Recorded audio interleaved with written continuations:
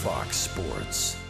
We are the Fox. We are the Lions.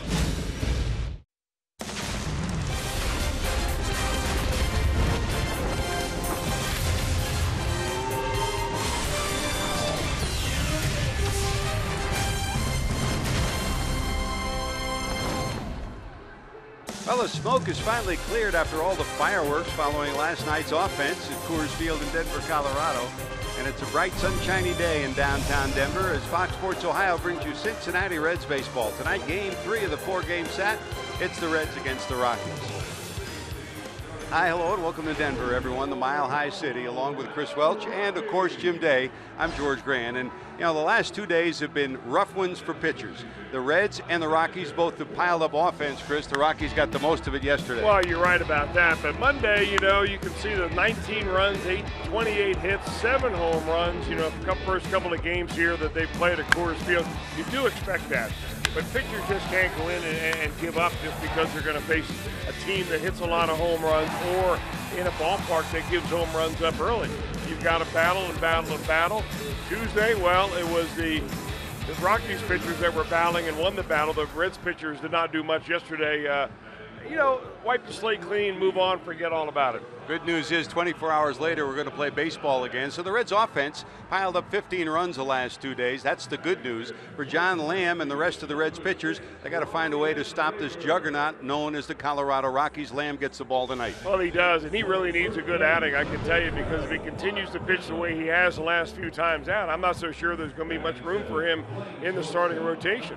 The Reds could use another lefty in the bullpen. Now, Lamb doesn't want to be that guy, but when you've got a 0-3 record and earned run average up around 7, and things are trending the wrong way, it's time to take control of your own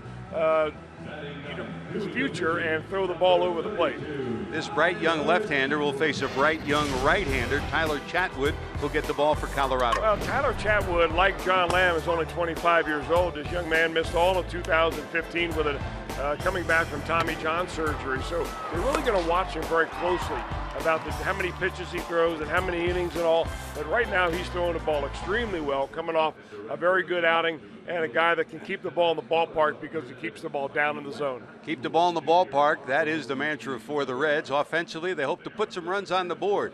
We'll take a look back at the month of May with JD when we return as the Reds take on the Rockies from the Mile High City.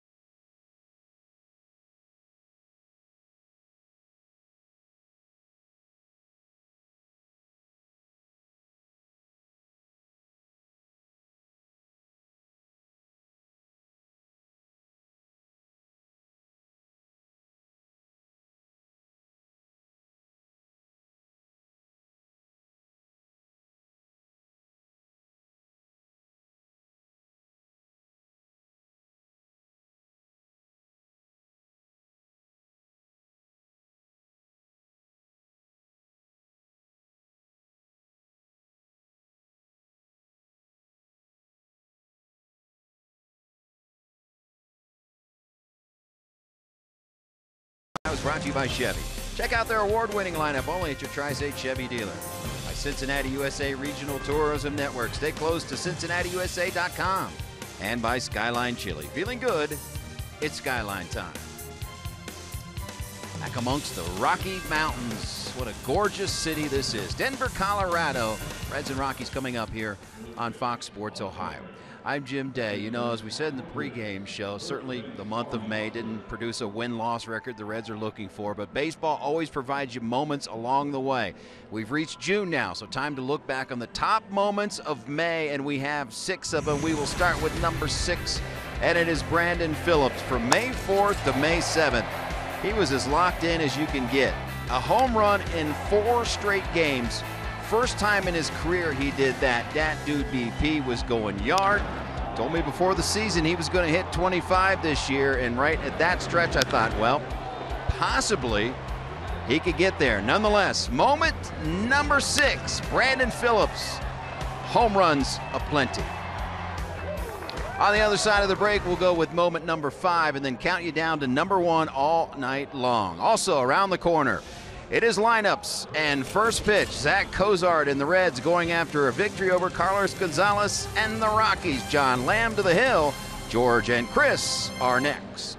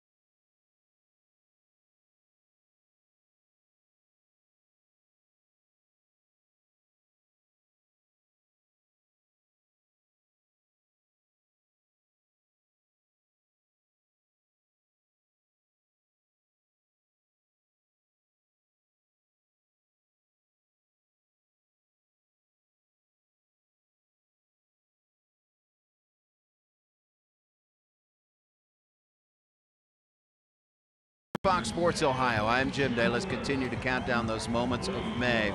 We gave you number 6. Number 5, Brandon Phillips, Zach Cozart, always providing so many defensive plays. Hard to narrow it down to just one, so there's a bunch of them. Take a look.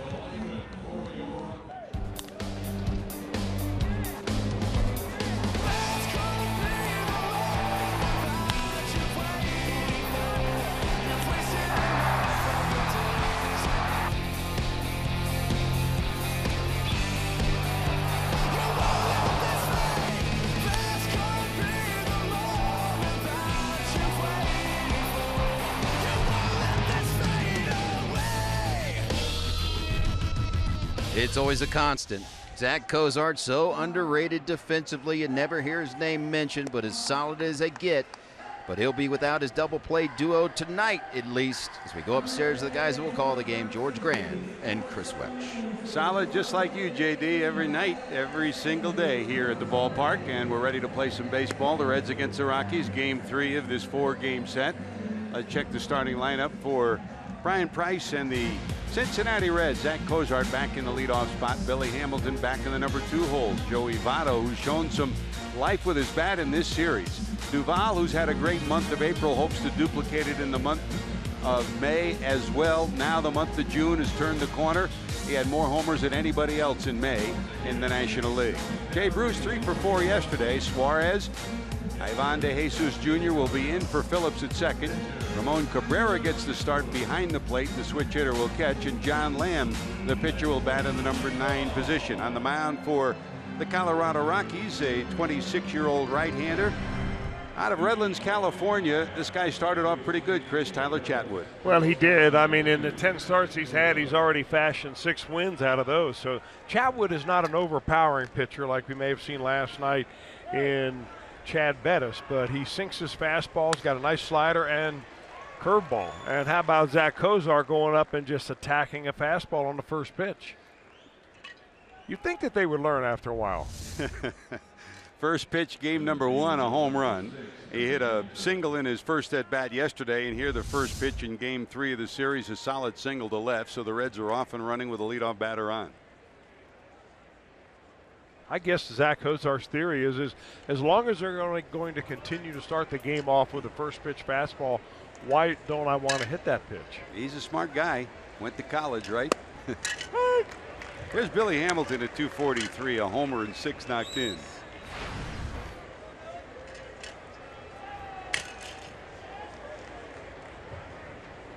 Billy in game 1 of the series.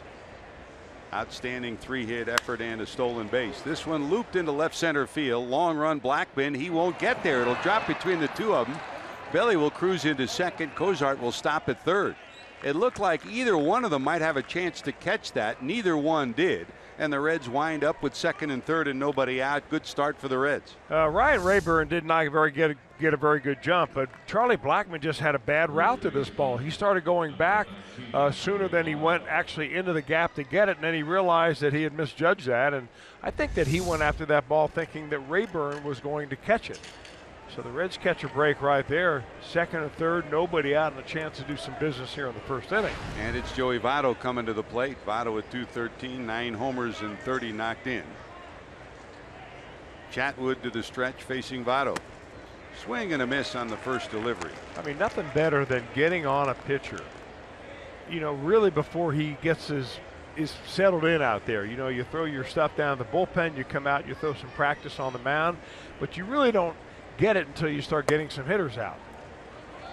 Votto had a double and a homer in game 1 of the series, the 201st home run of his career yesterday in the series. And Chris, if you look at the last few weeks, the 2 games we've seen here, he's had some of his best swings in a long time. Well, the Rockies are one team that have not tried to crowd that fastball with him very much. Now, Chatwood might do that here this evening, but certainly Chad Bettis did not do it last night all that much. Excuse me, John Gray last night. And Chad Bettis the first day. They overshift against Votto with 3 on the right side of second base. From the stretch, Chatwood. That's fouled off on the fastball, and it's 2 balls and 2 strikes. Now, later on this month, we'll of course honor Pete Rose, who goes into the Reds Hall of Fame. And this is one of those stories, Chris, that Pete loves to talk about. You get a runner on and a runner at second. You get a runner at second and third. I mean, they're giving you 2 runs right to start with. The Reds hope to get more than that, but with a couple of ground balls, you get 2 runs even without a hit here. Well, you got to put the ball in play. And of course, the one thing that is working in the advantage of Joey Votto in this at bat is that Tyler Chatwood really doesn't throw much of a changeup. His preference for on breaking balls are sliders and curveballs. Votto has had a heck of a hard time this year negotiating right-handers changeup, so he may not have to worry about that here in this at bat. Dribble to the right side, bounced off the glove of the first baseman Reynolds. They will not get the out, and a run will score. Hustling down the first base line, Votto safe at first, so the Reds will have first and third, a run in, and they lead it 1-0. Well, backhanded by the first baseman Reynolds. I'm wondering if maybe he was thinking about coming home and just got his mind off fielding the ball first. Chatwood never did get to the bag before Votto got there. He's feeling around for it right there, and you know what? I think the Rockies might be asking for a review on that. Looks a lot closer than I thought. I think they may have gotten him. It looks like he missed it in his first stab, and then the side of the foot hits the bag just before Joey's foot hits the bag. But they will challenge it. So right away here in the first, they've got a challenge of the play. Walt Weiss, the 4-year manager of the Colorado Rockies, challenging this first inning play. In any event, the Reds will get a run out of it and lead it 1-0. So it's either a runner at first and a runner at third and nobody out, or a runner at third and 1 out. All right, here's an oddity from a scoring standpoint. If they uphold the safe call, it'll probably be an error on the first baseman Mark Reynolds. But if they overrule the safe call, you know, you don't get an error on RBI if you're Joey Votto, but if they overrule the safe call and they ring him up at first base and call him out, he will get an RBI. So they're on the horn back to New York City. This crew has Ryan Blackney behind the plate. Marty Foster's at first. Mike Winters, the crew chief, is at second, and Mark Wegner's over at third. Take another look. He misses the first step with the right foot, but then swipes at it again with the right foot, and it looks like he gets there just an instant before Votto taps the bag. We'll see how they rule it. Winters, the crew chief, will make the sign, and he does. So the runner Votto is out at first. But give him an RBI on the ground out. But run batted in number 31. He trails Jay Bruce. 33 is the Reds leader. Duvall 29 and Votto 31 now.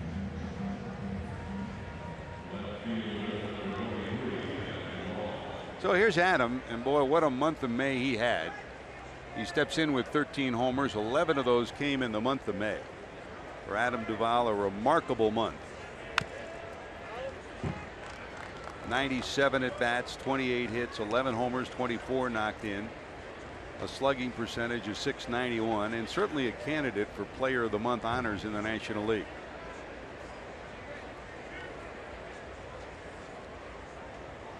Infield back with the speedy Hamilton down at third. The only infielder that's tight now is Reynolds, who moves into the edge of the grass over at first. So ground ball middle of the infield. Hamilton will score. Hit hard. That's a foul ball. And Billy will do a little bat work, picking up the lumber for his buddy. Toss it to Duvall. Now check your 4 defensive alignment for this Colorado team. Couple of changes. Ryan Rayburn will be at left field. Parra gets the night off. Blackman and Gonzalez as usual, center and right. Arenado, Story, DJ LeMahieu, and Reynolds across the infield, and Garneau the catcher. That is your 4 defensive alignment for the Rockies, 4th in the league defensively. Kind of a change of hitting strategies for the Reds. Yesterday, the first 7 batters took the first pitch off of John Gray, and tonight 3 of the first 4 have swung at the first pitch. So you know your pitcher's tendencies a little bit, and you change the way you go about your business. 2-2. Swing and a miss, and there's your second out. Strikeout number 1 for Chatwood. RGS bringing the energy numbers for this night. Well, Jay Bruce started off difficult wise against the Colorado Rockies at home and on the road, but in the last 2 years against Colorado, in 11 games, .375 average, 6 doubles, a triple, 3 homers, and 10 knocked in. And that culminated last night with a 3-for-4 night for Jay Bruce. RIGS bringing the energy numbers for the Reds right fielder. Now you talk about numbers, that tells you one part of the story, but in a night where the Reds had 17 runs scored against them and they wound up losing the ball game, when you left the ballpark last night, the most telling sign was the last words of Jay Bruce. He left the clubhouse saying, "I can't even enjoy 3 hits the way we played tonight." More about the team than the individual.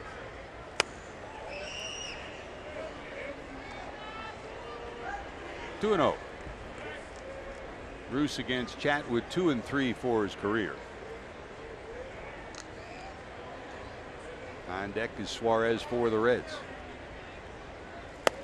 That's a strike.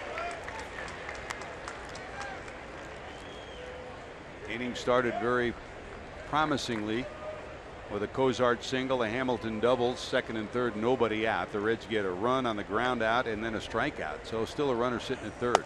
That's up high.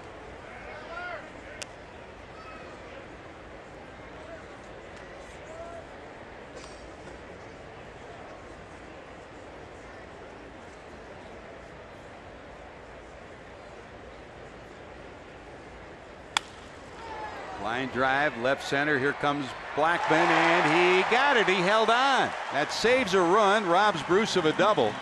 Charlie Blackmon's done it with the glove, done it with the bat in this series. Brilliant catch by the center fielder for the Rockies. 1-0 Reds.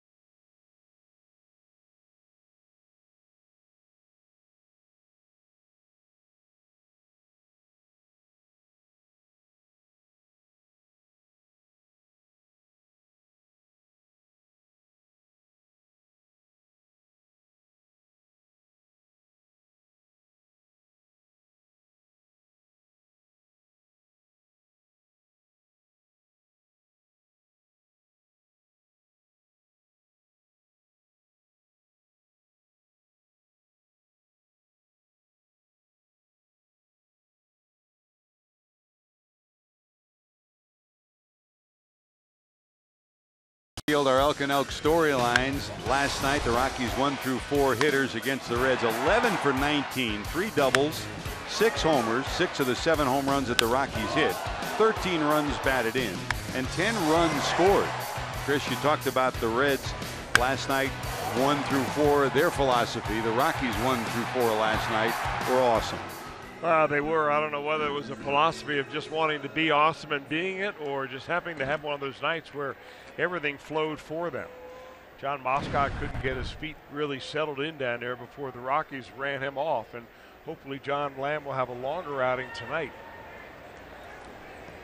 25-year-old left-hander ready to deliver to Blackmon. Just like Cozart has ignited the Reds offense. Blackmon had a leadoff homer in game 1 of the series, a leadoff homer in game 2 of the series, and he capped it off last night with a grand slam, his first career grand slam in the 7th. 2 of the 7 homers hit. This one down the left field line, curving. It'll be fouling in the seats. I guess it's a moral victory to get a second and third pitch against the leadoff hitter in the series. These guys come up there swinging. No balls, 2 strikes.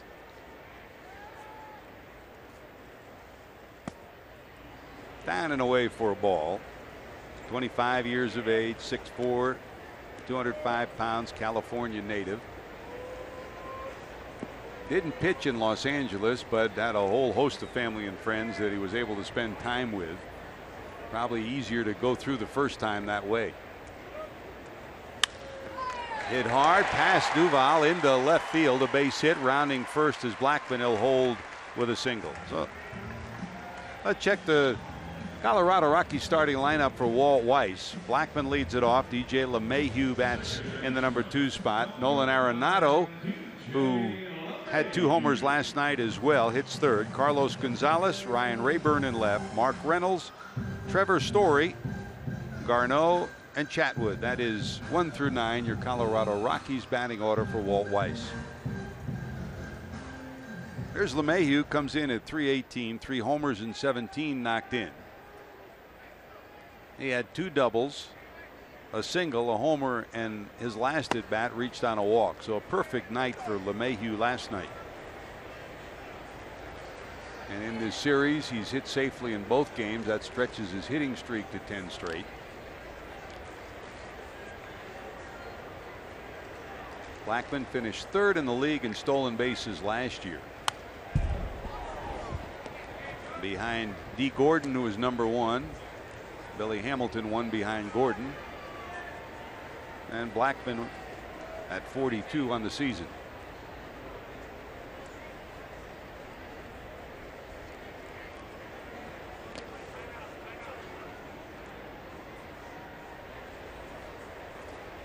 Here in Denver, Walt Weiss does not do a lot of hitting and running and hitting, or bunting for that matter. On the road, they'll do a lot more of it, and that's really a true story for just about everybody who comes here. This is one of those Earl Weaver cities where you wait for the 3-run homer. What a competitor that man was. Walt Weiss, the great shortstop who came up as a Rookie of the Year, native of New York. 14 years in Oakland. Spent a lot of time here in Colorado, Florida, and Arizona. And if you go sit in his office and look on the shelf of his bookcase, his best friend is still there. And his best friend is who? That little glove. He used one glove through his whole career, and every time I walk in, I said, "You still got the glove?" He used to keep it in his locker. Now he's got it mounted on a piece of wood like a like a bird that he shot. One glove for his whole career. Right center field. Will anybody get there? One hop off the wall. Here comes Blackmon around second. Takes a tricky hop. So that'll allow Blackmon to score easily all the way from first. Another double for DJ LeMahieu. And we're tied at 1. LeMahieu led his first at bat off with a double last night. That one went to left center field. This one goes right center field. And a ball really carrying earlier in this ball game. Fountain short hop off the wall. Blackmon comes around to score.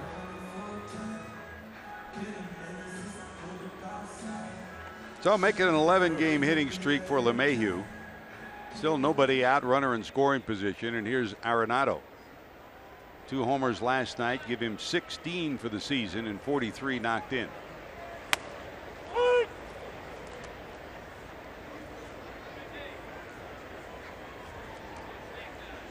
John Lamb sat there the last 2 nights, Chris, and watched Straley in game 1, Moscott start game 2, and you try to take what you can and learn from it. But no matter how you cut it, for a young pitcher never having pitched in this high altitude, it's a learning process. Well, I think at this age right now, John Lamb, 25 years old, just being in the big leagues is a learning process. Slap foul down the right field line. It'll be out of play. Yeah, I'm watching the radar gun at the same time I'm watching John Lamb, and have been since he made his first start up here back in April. And it just seems that he's not throwing as hard as he did last year. I mean, he was averaging, 92 miles an hour on his fastball last year. We're seeing him now dialing it up there, a good 2 miles an hour slower. Way out in front of that changeup, popped into left field.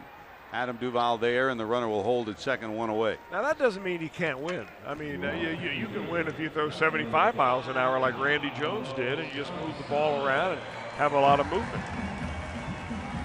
But when you watch that, I mean, he's still a young man, and you're just wondering, I mean, is he completely healthy if he's not throwing the ball nearly as hard as he did last year? Of course, he had back surgery over the winter, and maybe sometimes it just takes a little longer to come back and feel strong. Even though you feel strong, you may not be as strong as you were prior to. Disc surgery in December, so he started slowly in spring training, and then it was complicated with a left thumb injury once the season started. That injury came as a batter, not a pitcher. Here's Carlos Gonzalez at .312, 10 homers, 22 knocked in. One of the league leaders in hits, total bases. And as you know, not only a Gold Glove winner, but a Silver Bat winner along with Arenado. And we talk often, as you follow the Reds, about coming back from knee surgery with Jay Bruce, the Reds right fielder. This right fielder had this similar recovery time. It took him about 2 years, he admits it now, to really feel 100% after tendon surgery. Big swing and a miss. 2-1. But he looks as comfortable as we've seen him in the last 2 or 3 years this year. Yeah, he does, and there's a reason for that. He's hitting the ball hard. That's always a comfortable thing for a middle lineup hitter. Lamb to the stretch. Short lead for LeMahieu.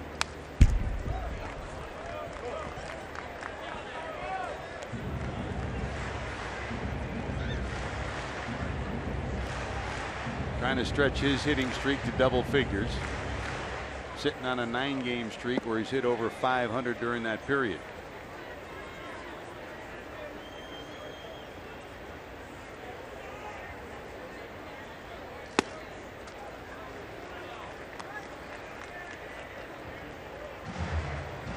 DJ Rayburn on deck, rather Ryan Rayburn on deck for the Rockies.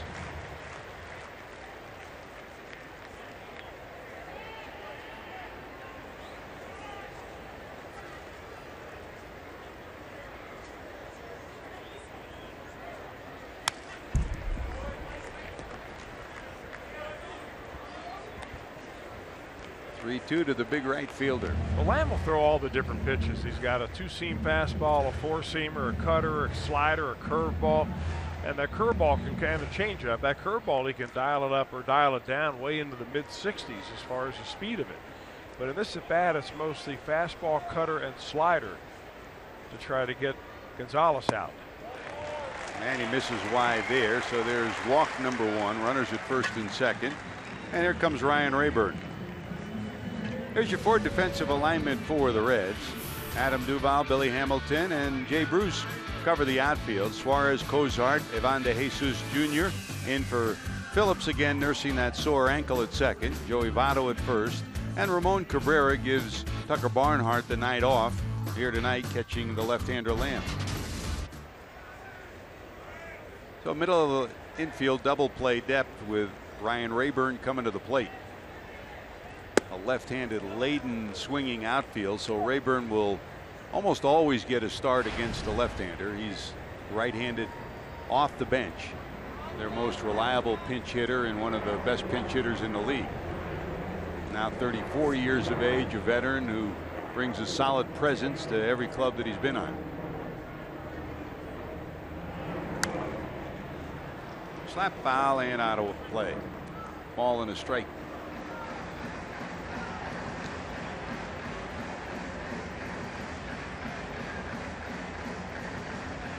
The son of a preacher digs back in. Comes from a great athletic family. Older brother, outstanding athlete as well. Well respected in the clubhouse as well as on the field. 2-1.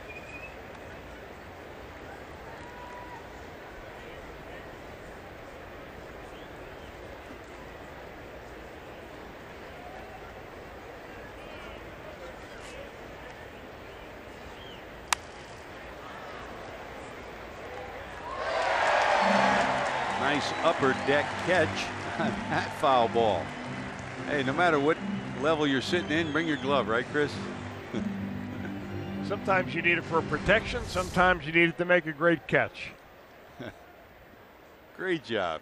Good catch, great camera work too, guys.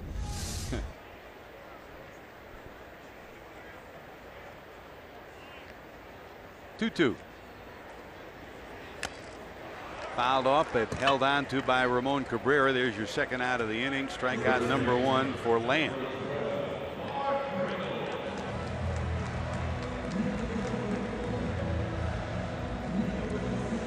There's the Rocky first baseman at 307. Couple of homers, 16 knocked in.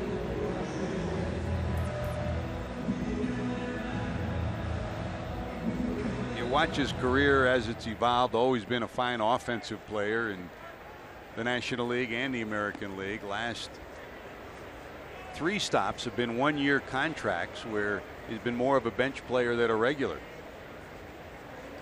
He's cut down his strikeout totals from what at one point was an all-time major league record, over 200 strikeouts in a season.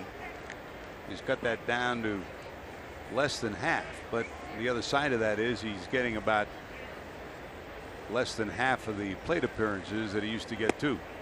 And that's what you need against him, Chris. You got to change speeds. Well, you're exactly right, because he takes a huge cut and he gets that swing going early on, and he's got good plate coverage. But what he doesn't adjust to is changes in speeds. You can speed him up, you can slow him down a little bit. Really great changeup right there by John Lambert. And don't be afraid to throw 2 in a row here. Sawed him off. They'll get the out at second and dodged a bullet after the single double start to the inning. So DJ LeMahieu's RBI ties it at 1. Here comes Suarez for the Reds.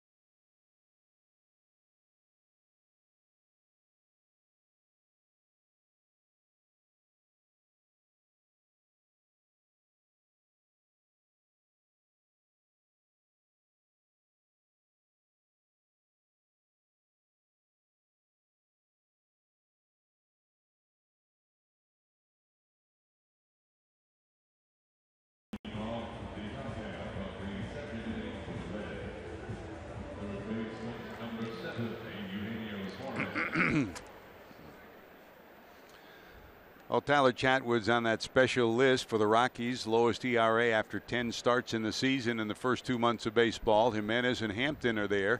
Chatwood in 2013, and his ERA coming into tonight 2.69. Going to work in his second inning of work. Suarez, Ivan De Jesus Jr., and Ramon Cabrera, 6, 7, and 8 for the Reds. Single by Cozart, double by Hamilton, ground out by Votto, got a run in for Cincinnati. Then in the bottom of the inning, a single by Blackman, a double by DJ LeMahieu, and we're tied at 1.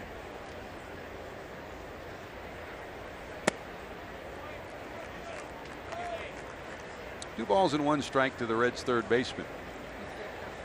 And Chris, you've talked about it periodically as we go around Major League Baseball, and it seems like every place you go we talk about Tommy John surgery, but here is one of those that are on that growing list of not 1 but 2 Tommy John surgeries in his career. Well, technically he only had 1. The first one he had was between his freshman and his sophomore year in high school, and the doctors only tightened up that UCL, that ligament in there, so it really didn't qualify as a true Tommy John, but it certainly was invasive enough that they had to go in there, and he missed an entire sophomore season as high schooler. When he came back as a junior, he played center field, and when he came back as a senior, that's when he pitched again, and he was drafted out of high school.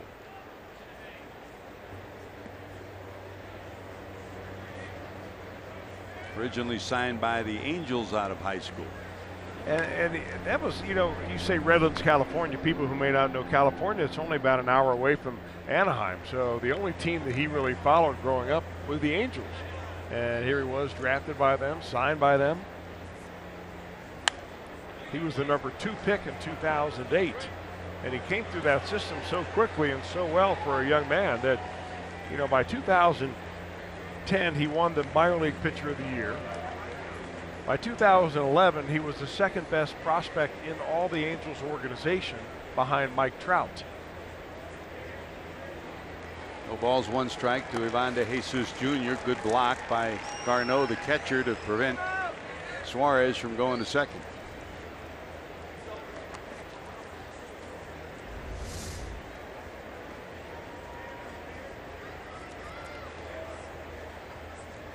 Well, we saw a catcher play short last night, and there's a catcher making a play like a shortstop behind the backhanded play to stop that one from going to the backstop. A little bit bigger lead for Suarez, going nowhere. This one looped into center. That'll drop for a hit. Suarez rounding second, heading to third, and he'll get there easily. So first and third, a walk and a base hit, and the Reds have first and third. Again, the first 2 batters on here in the second for Ramon Cabrera. Well, we showed you that really good low earned run average by Tyler Chatwood here to start the season off. But if you really want to break it down and find out why his earned run average is so good, it's because of what he has done on the road. His earned run average on the road is 0.5. When he pitches here at Coors Field, it is over 5.0. So, I mean, when you see this kind of change, I mean, yeah, you blend it all together to get a very good earned run average. But the fact remains, he's not the pitcher here in Denver that he is when he gets away from Denver. There aren't many that are, right? You're right.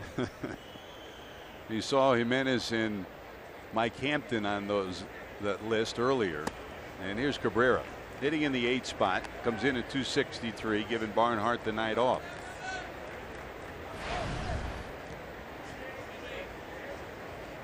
Ramon was a late arrival here in Denver after the series in Milwaukee. This one hit hard but foul, and it's 1-1.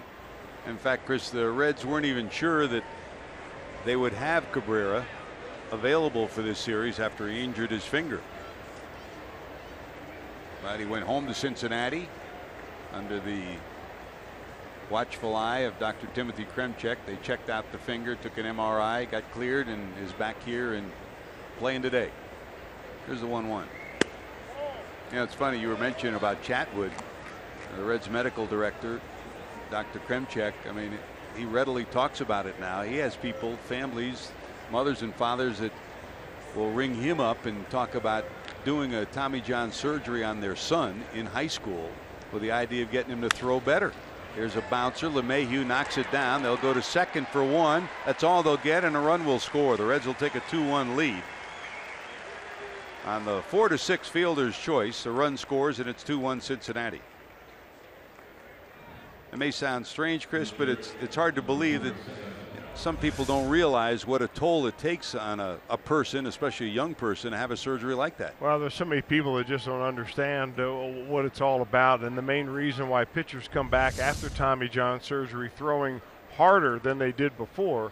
If they're a teenager, obviously they're older after the Tommy John surgery and the subsequent rehab. So, you know, you get bigger and stronger as you get older, right? And if you're a big leaguer, or if you're in your mid-20s and you maybe have already matured, you come back and throw harder oftentimes because you work out and you rehab that arm so hard that it's stronger than it was previously. Here's Lamb. So 2 ground balls to the right side get the 2 Reds runs in. Now they're looking for some small ball. Trying to get the bunt down is Lamb, and he's 0-2. Doesn't get it done. So a strikeout. That is strikeout number 2 for Chatwood. 2 away. Runner still at first. And a reminder, follow Cincinnati Reds baseball live with the MLB.com at-bat app. Stay up to the moment at any moment with game day, live game video, highlights, StatCast, news, and a whole lot more. Download MLB.com at-bat, the #1 app for live baseball on your phone and tablet. Back to the top of the order. Here's Cozart. First pitch he saw tonight. He banged it into left for a base hit. Hamilton followed with a double in the first. The Reds had second and third. Cozart scored on the Votto groundout. Breaking ball misses. 2-0.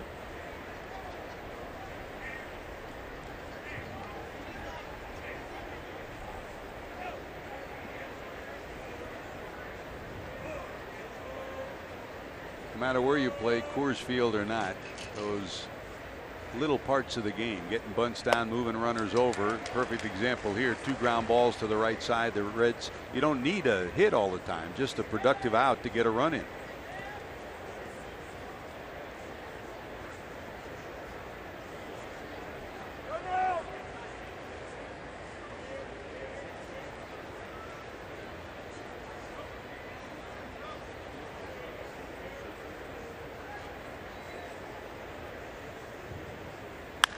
Hit hard. That's a fair ball. Ramon Cabrera around second. Billy Hatcher keeps waving him, and he'll hold him as Cozart pulls into second with a double. Well, there's your example. If you get the bunt down, that's another run, as the catcher would have scored. As it is, it's second and third with 2 away. I don't know what the Rockies have to do to learn that you can't throw Zach Cozart a fastball in there, because he is super quick on it. He had a bad swing on a slider. He came up and threw him right a fastball straight back in there, and he pays him back for it. You know, it's number one, getting the bunt down, yes, but go back to that play by DJ LeMahieu where he got the lead runner, and then on the fielder's choice by Cabrera. Had he gone to first base, there would have been a run. So that little extra work by the infield of the Rockies saved them a run there. 6th hit of the series for Cozart. He's sitting at second. Cabrera's down at first. And with 2 outs and Billy at the plate, Arenado comes into the edge of the grass. And at first, the first baseman Reynolds even with the bag. 1 ball to Hamilton, who doubled to left first time up. That's a strike.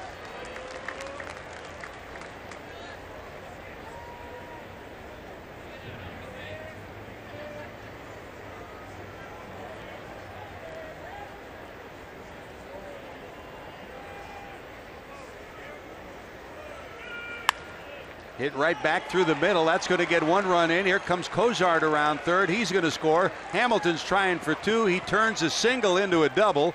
Plates 2, and the Reds put 2 more on the board and lead it 4-1. How about Billy Hamilton taking advantage of a center fielder coming in and just nonchalantly fielding that ball and flipping it back into second base. Cozart gets a good jump right here. He's off the bag. There's 2 outs. He's going to score on that. But look at Blackman. He just fields it and just, forgot Billy Hamilton was on the base paths. Speed's a wonderful thing, and number 6 tools around the bases, turns it into 2, so he's in scoring position for Votto, and the Reds have a 4-1 lead. Joey grounded out to first. That plated the first run for the Reds. That kicks away. On his way to third is Hamilton. He'll get there without a throw. I'll tell you, Billy Hamilton played in Coors Field. This would be a doubles paradise for him. Yep.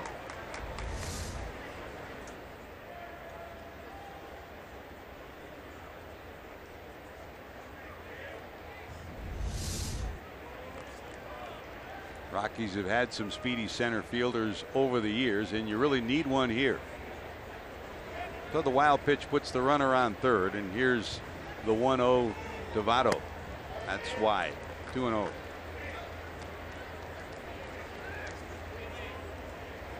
Joey, game 1 of this series, a bases loaded ground rule double, tied a game at 5, and homered in the 7th, the 200th of his career, to give the Reds a 2-run lead. Game 2 of the series, he hit a bullet line drive right at Arenado at third, and then hit his 201st home run in the 6th.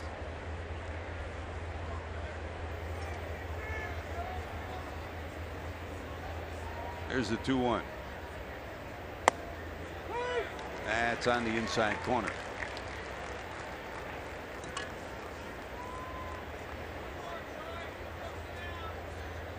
Two at bats early here tonight, Chris, and it's the first time in this series, the 3rd game of the series, where they are pounding him inside a little more. Well, maybe they have a pitcher that needs to pitch to the scouting report. In the dirt. And we'll go full 3-2. Yeah, for Chatwood, he's just a young guy, same age as John Lamb, 25 years old. But not an overpowering pitcher. I mean, you don't get 6 wins in 10 starts unless you're doing a few things right. And moving that fastball around the zone's one of them. Last time, 7 innings of 0 earned run baseball against the Giants. Chatwood to the stretch, Hamilton off third. That's high, ball 4. Second walk of the inning. The Reds have first and third, and here comes the Reds cleanup hitter for tonight, Adam Duvall, who struck out first time up. Out comes former Reds pitcher Steve Foster, the pitching coach here. This is probably more or less to give Tyler Chatwood just a little bit of a breather. I mean, all of a sudden this inning has really turned into something that could be extremely ugly. It's already bad enough with 3 runs in. He's probably thinking to himself, because of his tough times here at Coors Field, you know, I hate this place. Here we go again. You know, why did I get traded here? I mean, those kind of negative thoughts, if they start seeping into you, there's no way you're going to be able to compete and get a big league lineup out. That's so true. Here's Adam.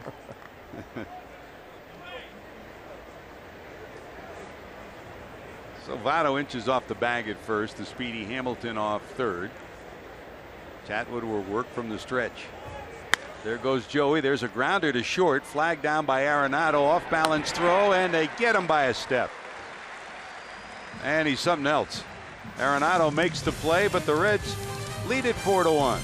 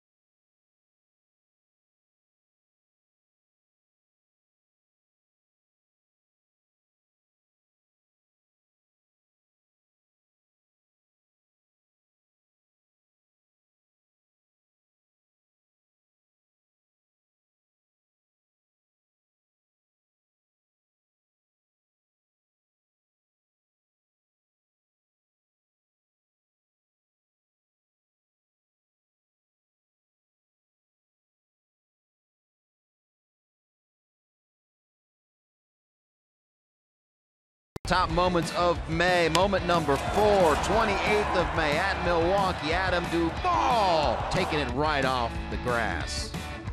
Diving catch in left field. Adam Duvall, 11 home runs in the month of May. A legitimate National League Player of the Month candidate. And if they added defense in, he's been as solid as anyone.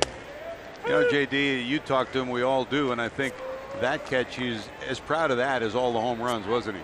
He is, and he's proud of those assists he's had the outfield as well. He's got an underrated arm, and who knows, right field could even be his future.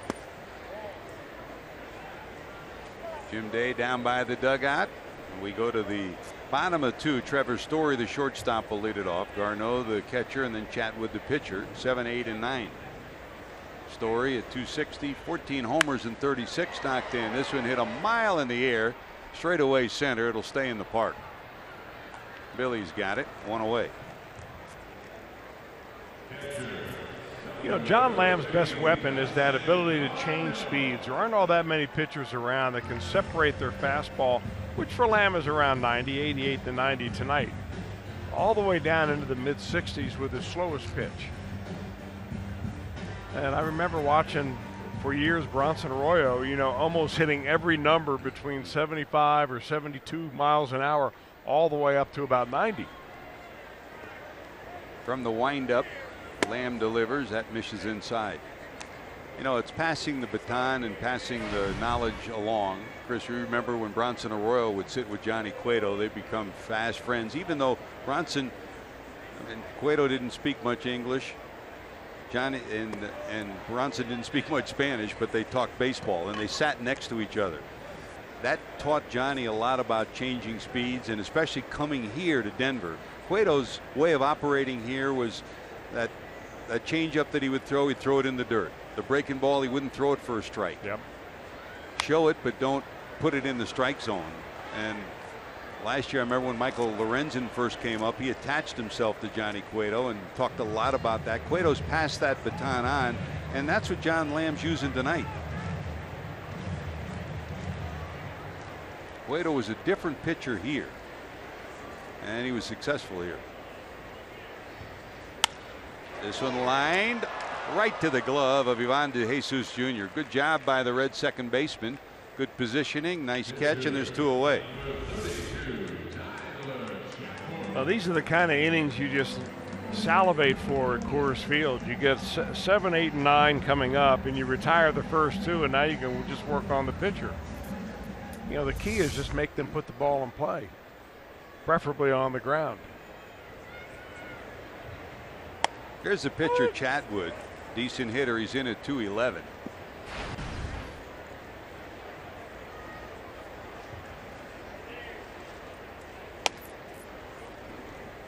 As you mentioned, in high school, not just a pitcher, but a position player as well. Good, solid athlete.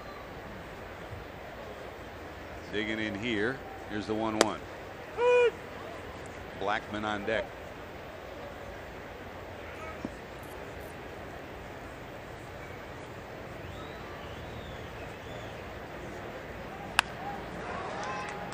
Cozart. Money in the bank, a 1-2-3 inning in Denver. How about that? We're going to the 3rd. Bruce will lead it off.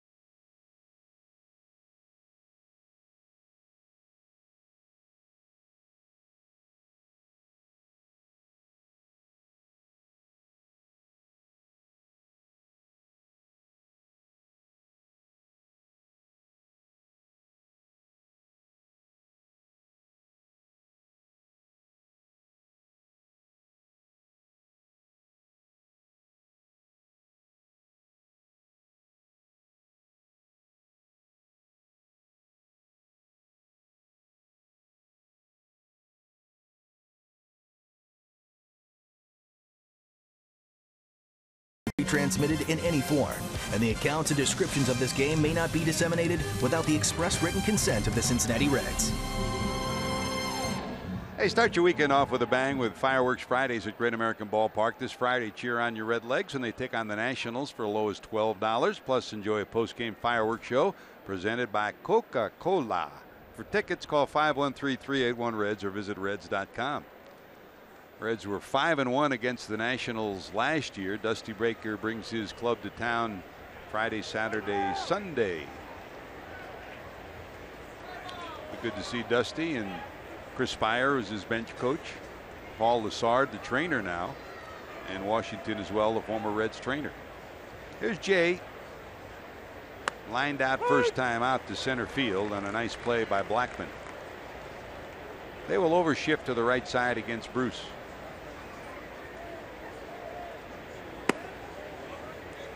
They sit on the corner, a ball and a strike.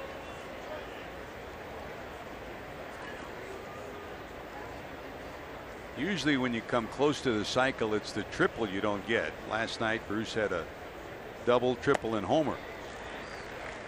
Jay 3 for 4. In fact, it was a nice play by Story that robbed him of a hit, or he might have had that cycle. There's the 1-2.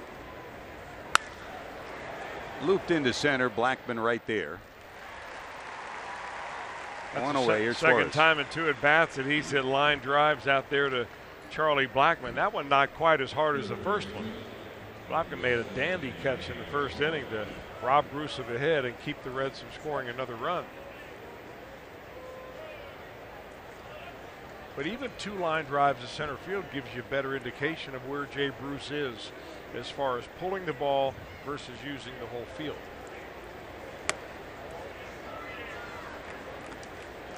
Here's Eugenio Suarez. He walked first time up. A leadoff walk in the second. Went to third on a base hit by De Jesus and scored on a force out.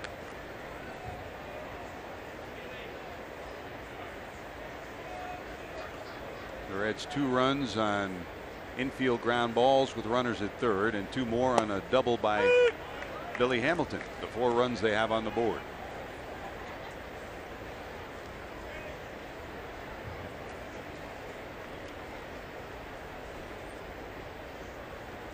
Two and 1.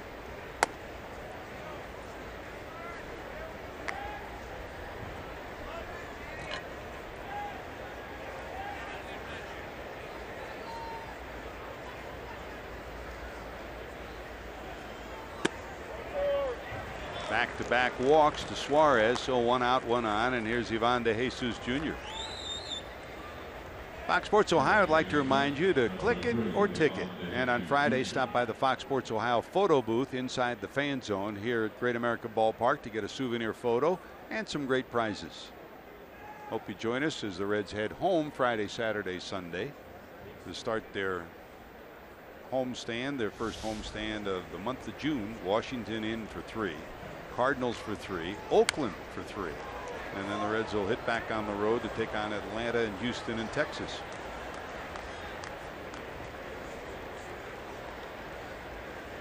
So this coming homestand, you'll see Dusty Baker, and then it's been a while since we've had a chance to see Bob Melvin, the manager of the Oakland A's. He'll bring his team to town too. Strike 1 to Ivan De Jesus Jr. Hit pretty good to center field. Blackman going back, got a beat on it though. Sitting at the warning track, he'll haul it in. Suarez had gone all the way to second and retreats to first.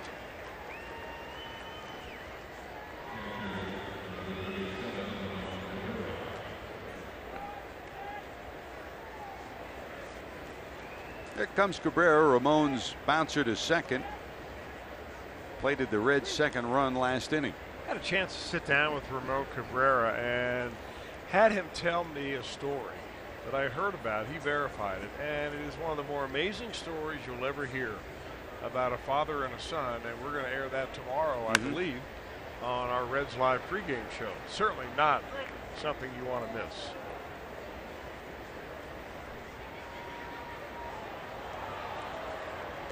And don't miss your chat with Brandon Finnegan this week on Reds Weekly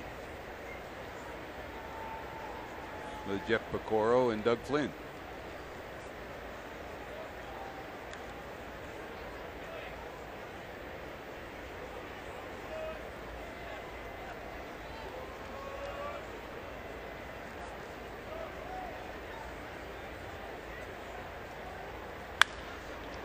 Center field, Blackman going back. He'll have a beat on it and haul it in. So a couple of warning track fly balls, nothing to show for it after the walk to start the inning. To the bottom of 3 we go, top of the order due up.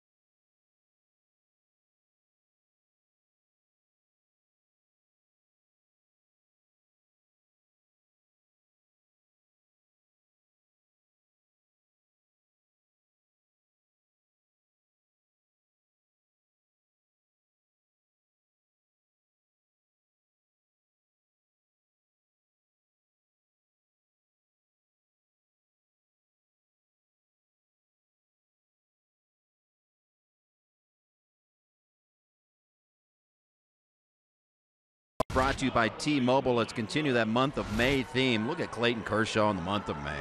5-0 record, 0.91 ERA, and 3 complete game shutouts. Jose Fernandez matches him as far as losing-less May. 56 strikeouts and 39 innings pitched. And Ben Zobrist, 483 on-base percentage in the month. And he had a career-long 16-game hitting streak in there as well. 3 Mays to remember. Yeah, you're right, JD, and you put all them on the list as possible players of the month.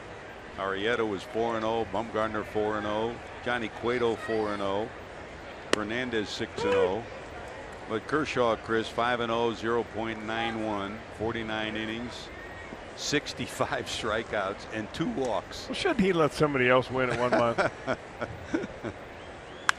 Here's Blackman fouling it off to the left side. Charlie didn't homer, but he did single in his first time up. Continues his hot hitting. Now 27 straight games he's been on base.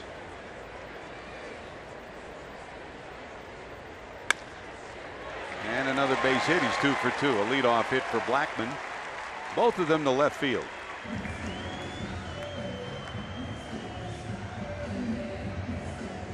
Well, the Reds did not put the shift on him this time. They did have Cozart a little bit towards second base, and he hits it in that hole between shortstop and third again. Because you've talked a lot about it, and you mark it down. You talk about the month of May and some of the moments. You've seen too many 0-2 base hits by this pitching staff, huh? Well, I don't see them getting to 0-2 enough, and then when they do, you don't want to make a mistake. Here's DJ LeMahieu, doubled in Blackman in the first inning. There's a strike. Well, if you're John Lamb, you're looking for a double play ball, and no better guy right now in the league to hit into a double play ball than DJ LeMahieu. 9 of them on the year. So you spin that little 2-seamer up there, get it down on the outside corner, have him roll over it.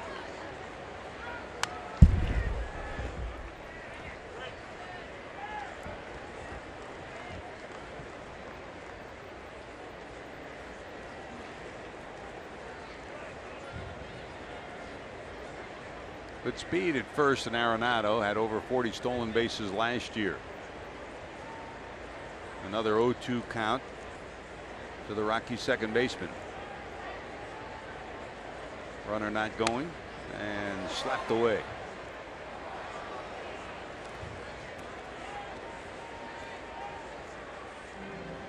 Well, we've been talking about it this whole series. Those streaks have continued to grow.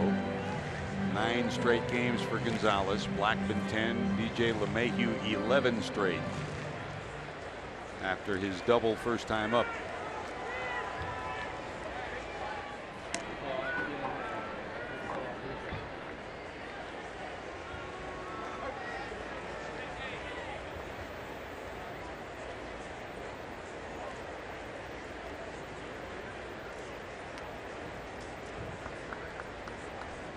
A little bigger lead for Blackman now. Count still 0-2 though. Not going. Hit hard. Snared. 4-6. Yes, sirree. 3. What a job by Ivan DeJesus Jr. That was a rocket hit right at him. Didn't try to sideline it. Gloves it and turns it into a 4-6-3. Now that ball found him, I'll tell you that. Hit very hard, but picked clean, and a nice easy feed and a 4-6-3 DP double lane ball.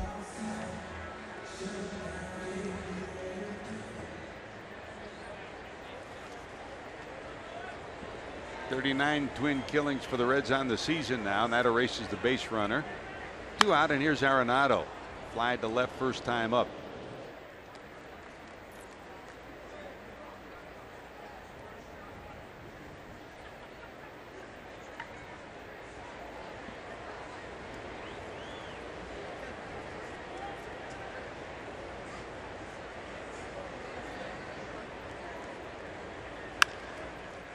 This one rockets to the middle of the infield, and Arenado's 1 for 2, a base hit to center. And here comes Gonzalez, who walked first time up. Now, there are ways of evaluating players, Chris, and you talk about tools, and then there are other guys who are just baseball players, and then you run into the special players that have tools and are baseball players. Well, and Arenado's one of those and kids. they don't come along very often, but when you have them, you hope that he's on your ball club and he stays healthy for a long time.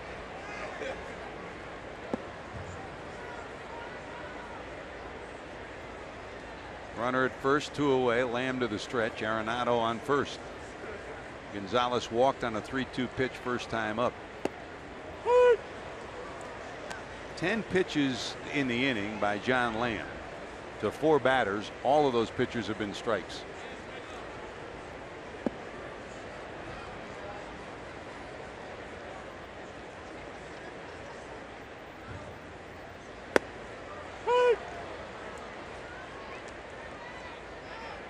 Dances around the zone, nips the strike zone with that. Make it 11 out of 11.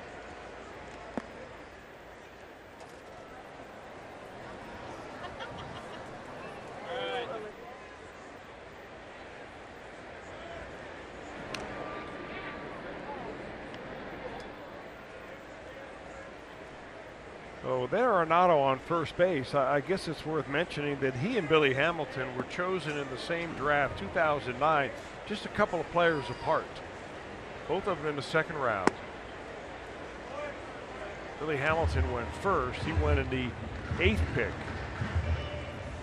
of the second round out of high school in Mississippi, and Nolan Arenado came out of a high school in Lake Forest, California, by the 10th pick in that second round by the Rockies.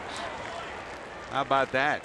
What an inning. 1 ball in the inning for John Lamb. He gives up 2 hits but gets out of the jam. He still leads 4-1.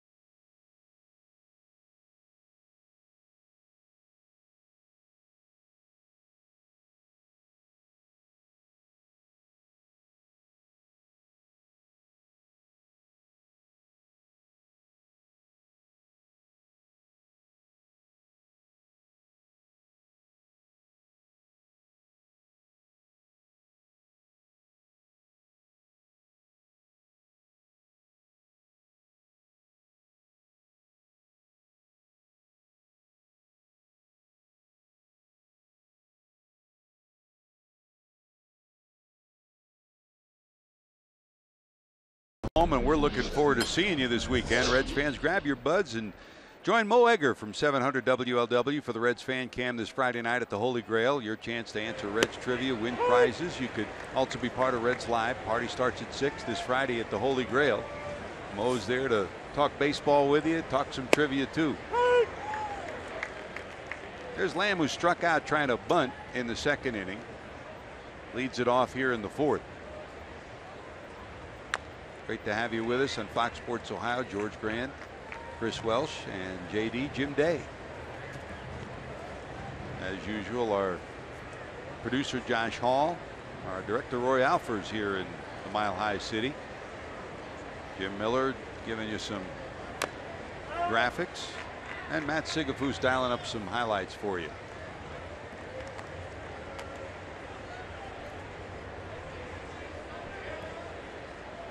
No balls, 2 strikes to the Reds pitcher.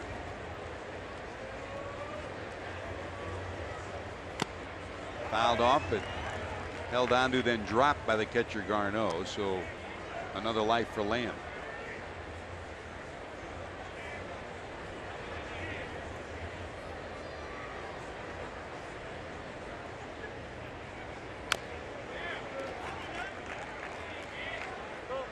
The Rockies always liked this young right-hander, and in fact he was on their draft list when he was drafted by Anaheim.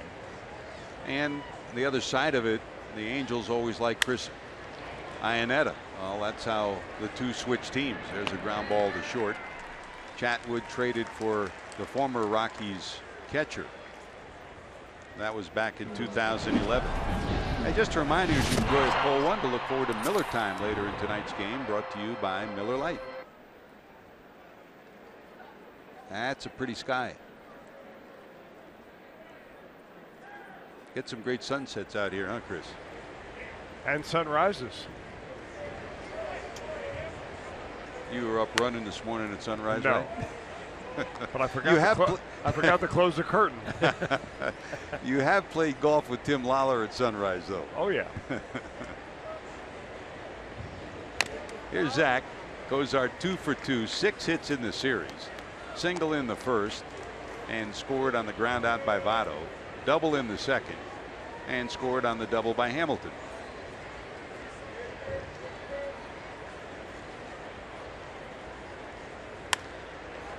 High fly ball into right field. Gonzalez cruises in. He'll squeeze it. Second out of the inning. When you played here in the 80s in the minor leagues, of course, you played at the old Mile High, the Denver Zephyrs, when the Reds had their farm club here.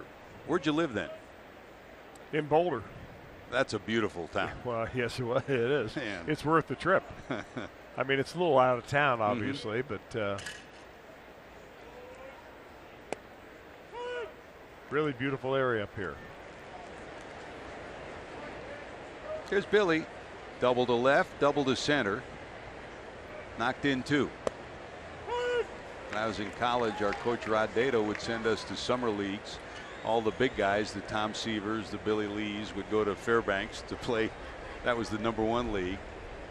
I got to go to Boulder, and boy, did you fall in love with that town. Oh, boy. Wow. Billy's got a good argument there. 1, 2, 3, go the Reds. They still lead it 4-1.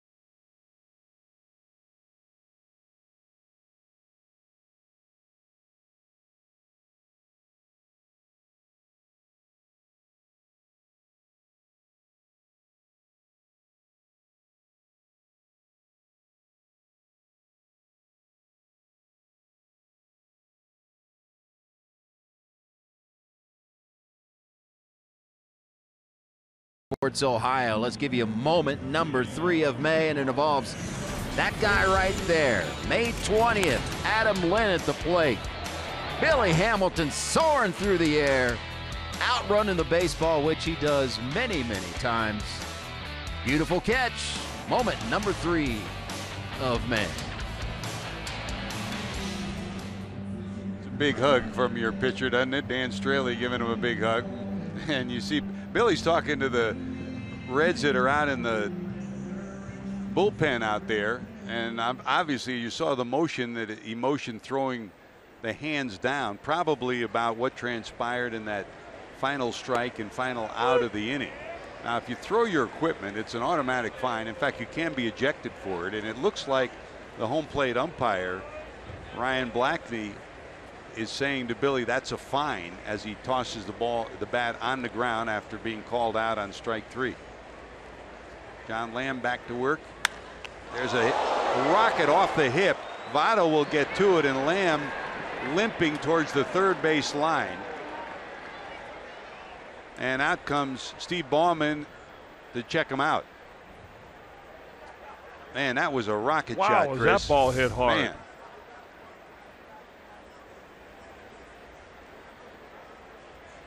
Right off the left hip. And there's some pitchers that have a lot of padding.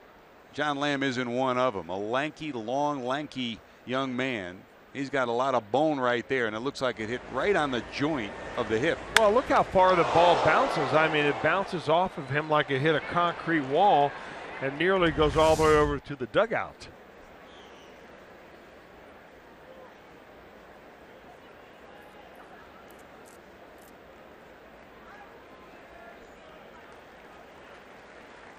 He's trying to shake it off and stay in the game, and that either way, whether he stays in or not, that's going to be hurting later tonight and tomorrow. He doesn't really care that much about later tonight or tomorrow. He'd like to finish what he started in this ball game. He's off to a real nice start.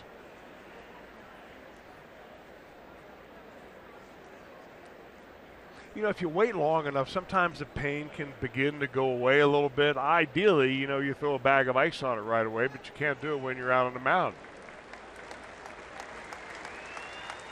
That's as a left-hander. That's his push-off leg, that left leg.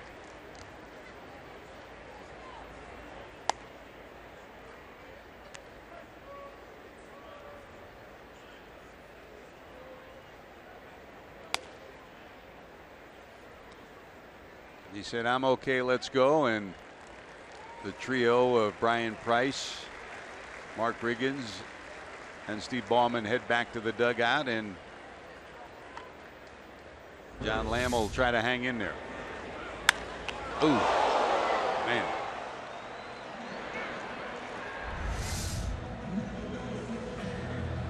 So Rayburn's on with the base hit off the hip of the pitcher, and here comes Mark Reynolds, who bounced into a fielder's choice first time up.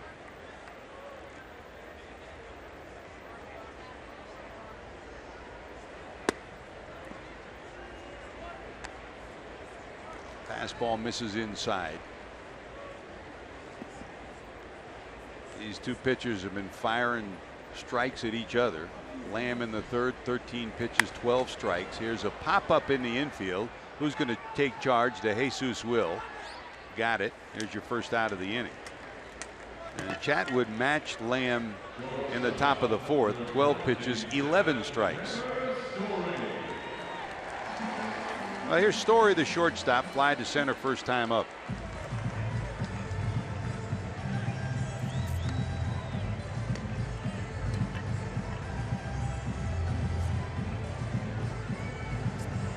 Jim Day's been wrapping up the month of May.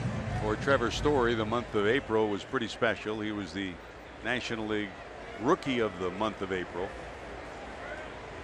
Followed up the month. There's a bouncer, a bunt down to the pitcher. Good job by Lamb to haul it in and get the out. Smart move. You gimp up the pitcher. Let's see if we can steal a base hit out of it. Yeah, I was just thinking the same thing. A very smart move by Trevor Story. If this bunt is a little bit more towards the third baseline, he's got it. Lamb went about it rather nonchalantly. And a bang play at first base gets the man out. Now remember, we talked about it earlier. John Lamb had back surgery to start the year back in December. It took him a long time to rehab from that.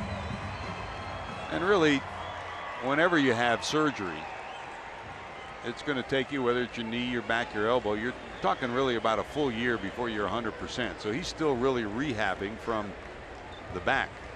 Here's Garneau, the catcher, lined out to short on a leaping stab by De Jesus back in the second.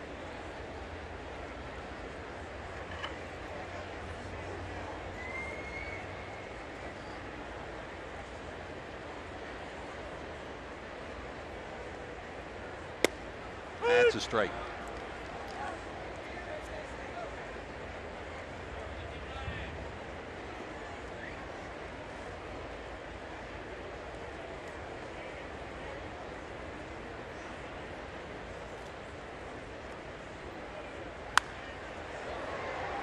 Left turn into the seats down the left field line. And it's 1 ball and 2 strikes. Well, he got him way out ahead of that changeup of Lamb's, and you know he throws a cutter, which is a fast breaking ball, for lack of a better term, that'll cut right into a right-hander. Then that changeup, about 10 miles an hour slower than the cutter, goes down and away. But he left that one in, and Garneau hooked it. Nubbed off the hands. Across the infield, Suarez makes the play as he slipped before he threw it, but still got the throw off. Gutty performance by Lamb. He's hanging in there. Reds still lead 4-1.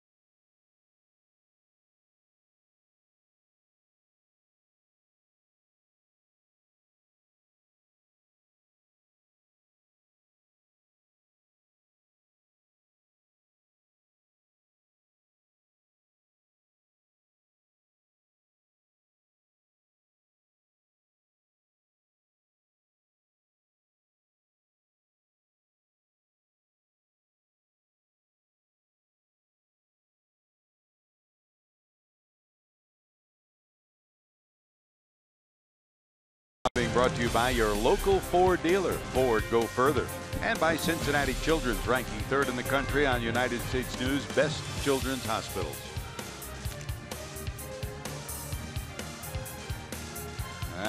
Beautiful country here in the environs of Denver, Colorado.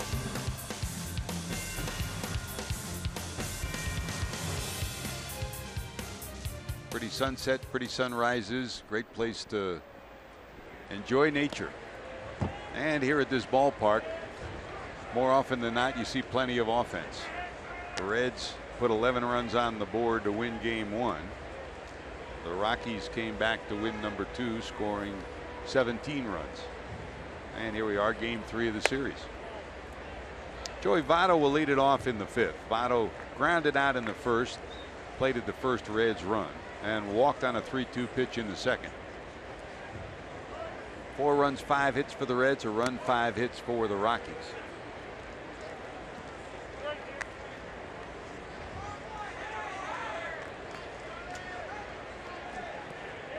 Tomorrow, final of the series, Alfredo Simon against another righty, Eddie Butler, on the air with Reds Live at 8 o'clock. Game will follow. Fouled off Joey's foot. 3-1. And it's heading home against the Washington Nationals. Brandon Finnegan against Gio Gonzalez on Friday. Dan Straley against Steven Strasburg on Saturday. That's a 4 o'clock start. And then Sunday, it's John Moscott scheduled to go against Tanner Roark. Bryce Harper did not play last night for the Washington Nationals after being hit in the knee 2 nights ago. That's a strike. 3-2. Of course, some great young players in the league right now, Chris. We talked about Harper and Trout and Arenado here, and players like Lindor, who you saw when you were in Cleveland, Correa. Great young talent. Joey, 3-2 pitch lined into left. There's a base hit. They overshift to the right side. He obliges with a line drive base hit to left. Well, it seems like every time they put a ball on the outer part of the plate and down like that, he's dropping the bat head on it. You know what we're not seeing out of Joey Votto when he gets 2 strikes on him is him, really squatting down, spreading his legs, really only swinging with his hands. That's an indication he's not feeling good at all about where he is and is seeing the ball and being able to pull the trigger. When he's back up in that normal stance, that's an indication that he's feeling a lot better about, seeing the pitches. And that's a good sign for anybody following this Reds ball club, is having Votto hit like Joey Votto. Here's Adam, struck out first time up and bounced to third.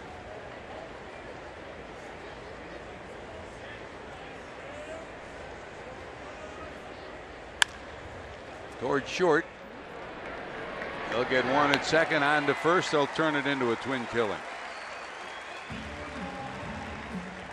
Nice job by Story. That hit the edge of the infield grass and took a rough hop on him, but he hung with it to turn it into a 6-4-3. Right fielder, number 32, Jay Bruce. And here comes Jay. They'll overshift on Bruce. Bruce, 2 line drives to center. 0 for 2.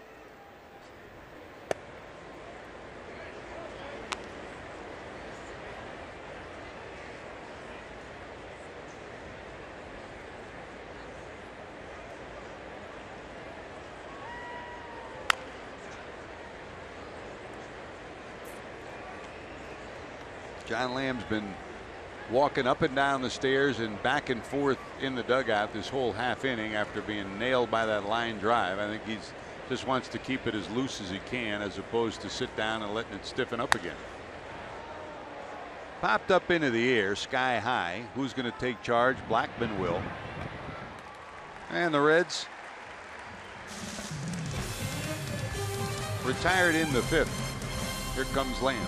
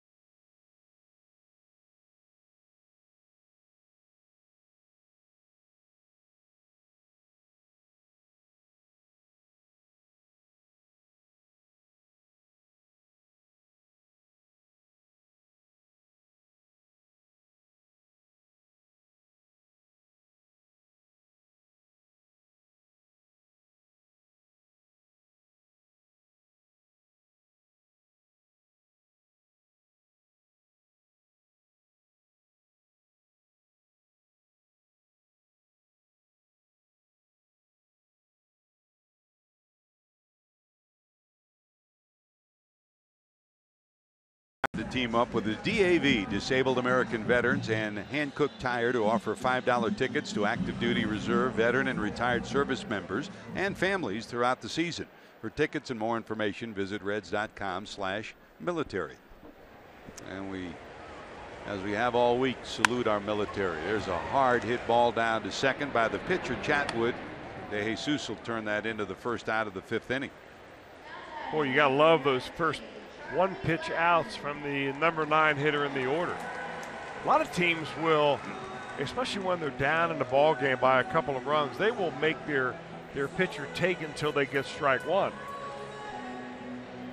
John Lamb has walked 3 batters each in his last 2 starts. I'm a little surprised the Rockies have not been a little bit more, I guess, patient at the plate.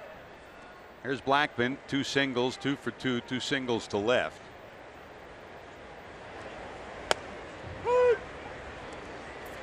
Kind of like the demeanor of the Reds left-hander, Chris. He's an enjoyable young man to be around, has a sense of the game. In some respects reminds you a little bit of Bronson Arroyo. Rip foul down the right field line. Well, he certainly, you know, goes to the beat of his own drum. Yep. There's no question about it. And, you know, he sometimes looks disinterested, which could be very deceiving. It's the farthest thing from the truth. You know, he got beat around, I think, in one of those ball games. I guess it was in Milwaukee. And, you know, his demeanor doesn't change. It doesn't look like he's getting mad. And people wondering, oh, why don't you show a little bit more emotion out there? And that's just simply not the way he rolls. No balls, 2 strikes. He's got that SoCal personality kind of through and through. Never forget when we traded for Bronson Arroyo, Dave Wallace had Bronson in Boston as his pitching coach, and I called Dave Wallace and asked him about him. He said he was the best quiet competitor I ever had. No, you never knew how much of a competitor he was. But the Reds got a full dose of that in his career in Cincinnati. Well, you got to remember, though, if you're John Lamb, and he knows this, that there are only so many spaces in this starting rotation. You know, once Homer Bailey gets back, once Anthony DeSclafani gets back. Trying to come in with a fastball. He plunks Blackman. So with 1 out, Blackman on for the 3rd straight time. 1 out, 1 on. Once Raisel Iglesias gets back, not sure when that will be, but I mean, those 3 right there. You got Brandon Finnegan, who's throwing the ball a lot better. And so there will be, and then you got, you know, all the young pitchers that are down in the minor leagues, you know, that we've heard so much about, that eventually we will see them, we're told. You know, Robert Stevenson, who's already come up here before, Cody Reed. I don't want to start going through all of them because there's a whole bunch of them, but they're going to be really competing for 2 spots on this rotation. And John Lamb is getting an opportunity right now before it gets a lot more crowded. Here's DJ LeMahieu, a double and a ground ball double play.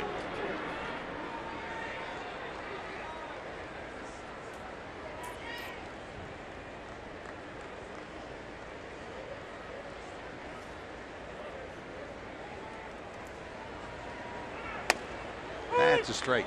Good looking pitch right down on that spot.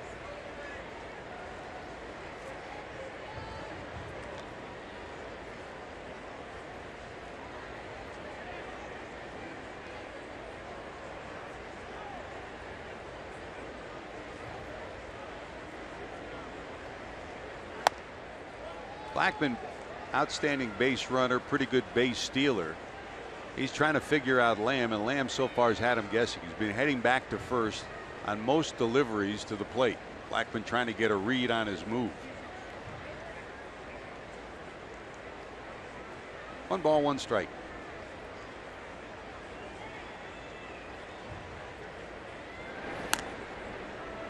Well, Lamb's trying to do a lot of different moves at first base. He has somewhat of a modified slide step normally when he goes home, so he's fairly quick. He does not have a deceptive move to first base. Don't look for him to pick off too many. Popped up, it'll be out of play. 1 and 2. He's allowed 9 stolen bases. As I remember, a lot of those came in that last start that he had against the Milwaukee Brewers. 4 in that game alone. 4 in 1 inning, right? 3 in 1 inning? Yeah. They've been at least 3 in 1 inning, yeah. That was a bad inning. Never would have happened with you. You would have thrown over 43 times. They would have been hitting doubles. They would have to steal. Heading back to first again. Sawed him off. 5, 4. Votto picks it at the other end, turn it into the second double play for the Reds tonight. So John Lamb gets out of the hit by pitch situation. Reds still lead at 4-1. Suarez back to the plate.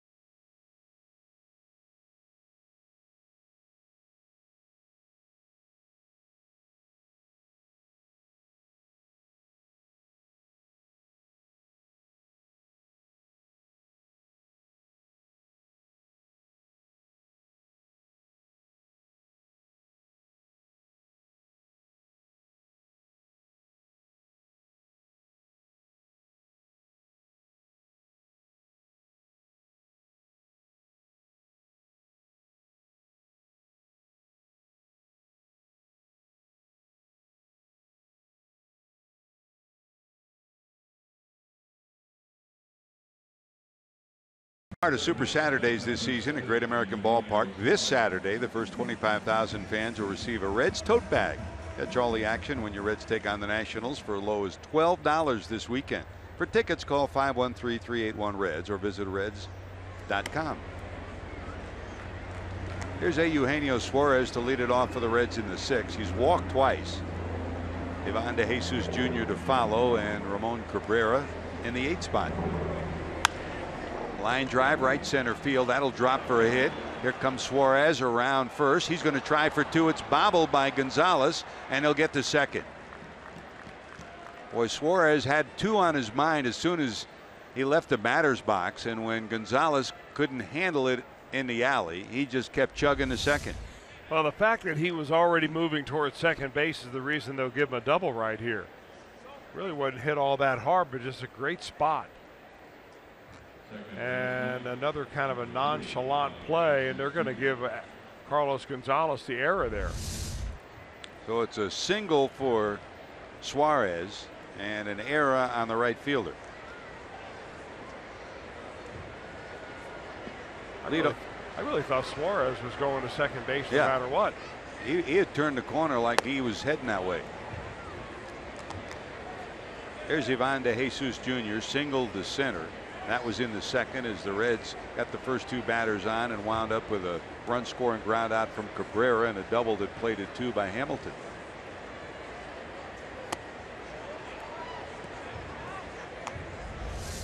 Here's another look at Suarez coming around first base. You know what?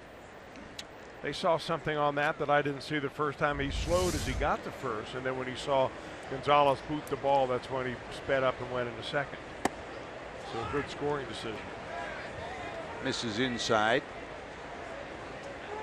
Gonzalez, a Silver Bat winner and a Gold Glove winner last year in the National League. He and Arenado both winning Gold Gloves and Silver Bats. That's a strike. 3-1.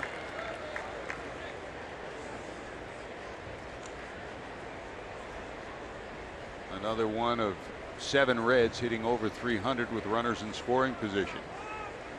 Bonds came up with some big hits for the Reds in key situations. Liner, it will go foul.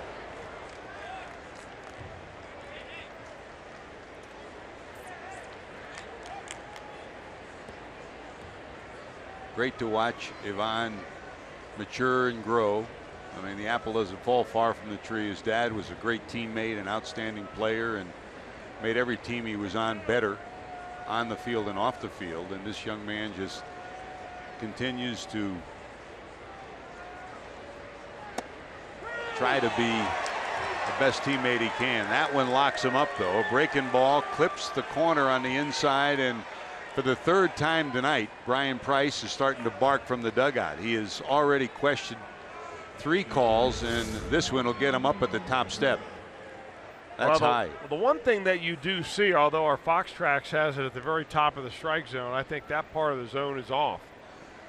But if one thing you do see from the dugout is north and south. You can't tell if a ball is inside or outside, but you've got a really good look at the height, maybe even better than the home plate umpire. So instead of first and second, nobody out. There's one out and the runner's on second. Here's Cabrera. Bounced into a fielder's choice that plated a run in the second, and he flied out to end the third. Now 94 pitches here in the 6th inning for Chatwood, and Miguel Castro has started to loosen in the bullpen for the Rockies.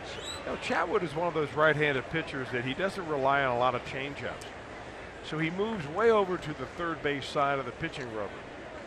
It gives him a better angle on his curveball and his slider when right-handed hitters are up there. It doesn't do a whole lot for lefties.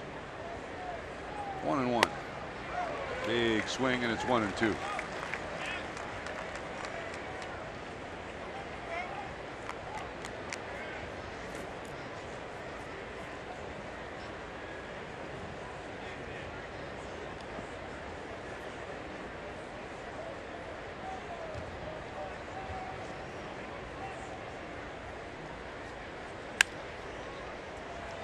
Stays alive, fouling that one down the left field line.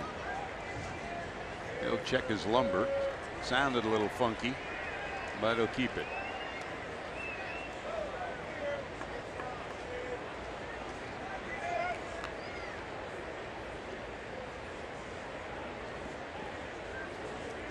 And she'll keep the souvenir. Good job. This one blooped into center. That'll drop for a hit. Rounding third, coming to the plate is Suarez. He'll score. The Reds have played add-on. 2 runs batted in for Ramon Cabrera tonight, and the Reds lead at 5-1. Good at bat for the diminutive catcher, Chris. You know, he's got a nice swing, just a nice compact swing. He doesn't like to do too much with the ball, and you know, he's not. You call him diminutive, short arms too. Those guys are hard to pitch up in the strike zone and get them out. You got to keep the ball down on them. He gets a ball up like that, and he usually puts a nice solid swing on it. Here's Lamb. Tried to sacrifice back into second and struck out, missing 3 bunt attempts. Bounced to short next time up. Billy Hatcher in the third base box, and as usual down at first for the Reds, Freddie Benavides.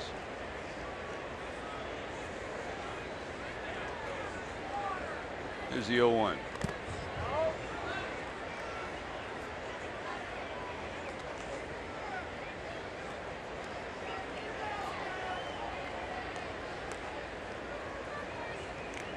I think John may be just a little bit too far away from the plate. You know, you try to get that pitch on the outer part of the plate. When you square around, you don't have the same plate coverage as when you swing. And you jab at it and you foul it off. Second time tonight, he's fouled off a third strike for a strikeout. So 2 away. The runner still on first. A reminder, Saturday MLB returns to FS1 when the Rays take on the Twins at 3:30 Eastern. Then on Baseball Night in America, 2 of the best catchers in the National League face off. Buster Posey and the National League West leading Giants are in St. Louis to face Yadi Molina and the Redbirds. That's at 7 Eastern on your local Fox station, or watch it live on Fox Sports Go. That'll be on Fox 19, home in Cincinnati. Here comes Walt. White gives Chatwood a pump.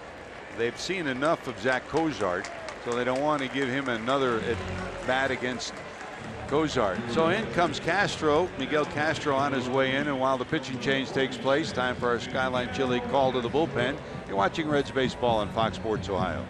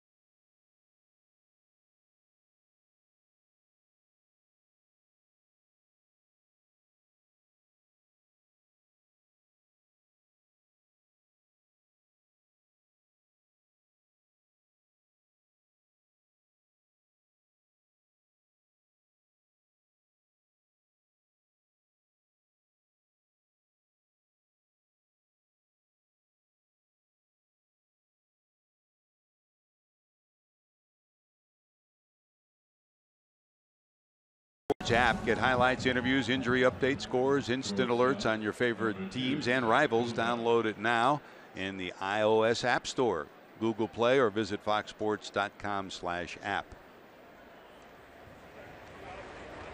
So 2 outs here in the top of the 6th. The base hit by Suarez went to second on the error by the right fielder. Scored on Ramon Cabrera's base hit has given the Reds a 5-1 lead. Here's Ramon Castro to face Cozart, Chris. Well, a hard throwing pitcher, no doubt. This guy can dial it up to the high 90s, no problem. But here he just leads off Cozart with a pretty good looking curveball. Zach, single, double, fly ball to right. After he has sprayed 6 hits around the ballpark off fastballs, he sees 2 breaking balls here.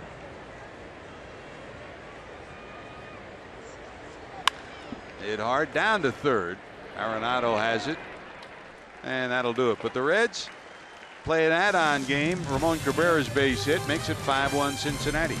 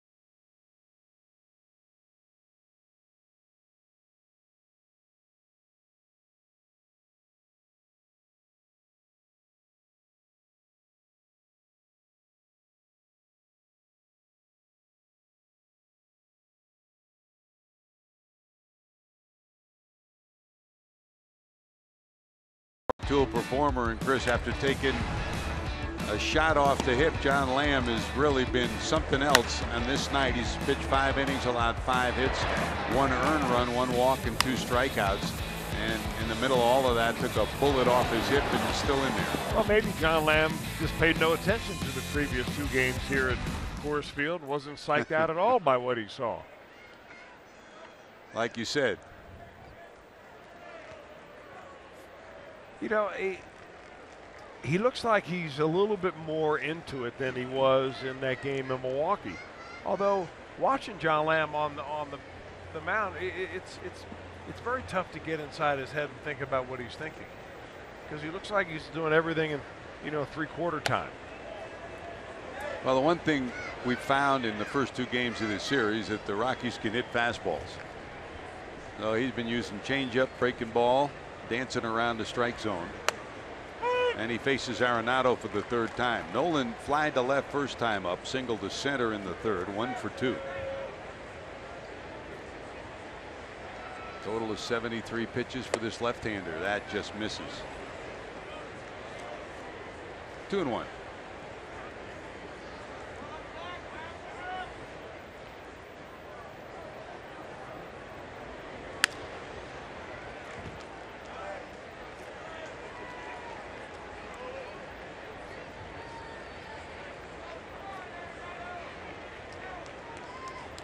Got a gift from the ball boy down by the tarp in left. The Reds fan comes up with the souvenir.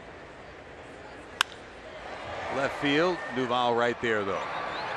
Got in on him a little bit, just enough to turn a potential home run into a fly ball. And that's what Lamb has done tonight. He's just missed that sweet spot, either getting a ball on the inner part of the plate or on the outer part of the plate. Has not had all that many ground balls, although the Reds have turned a couple of ground ball double plays behind him. There's Carlos Gonzalez, walked on a 3-2 pitch in the first and struck out in the third.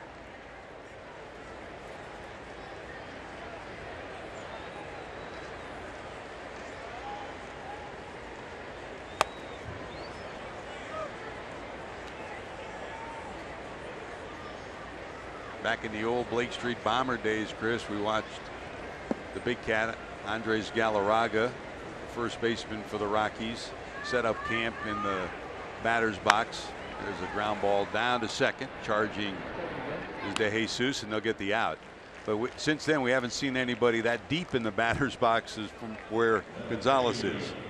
Well, you know, Galarraga was the first one to kind of pioneer that open stance where you take your front foot and you're wide open, then you bring it back square as you hit.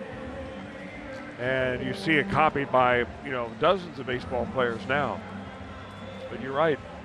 Gonzalez is a guy that does his own thing up there. 2 away, Gonzalez retired. Here's Ryan Rayburn. He's the one that hit the line drive off the hip of Lamb as the leadoff hitter in the fourth. 1 for 2, struck out his first time up.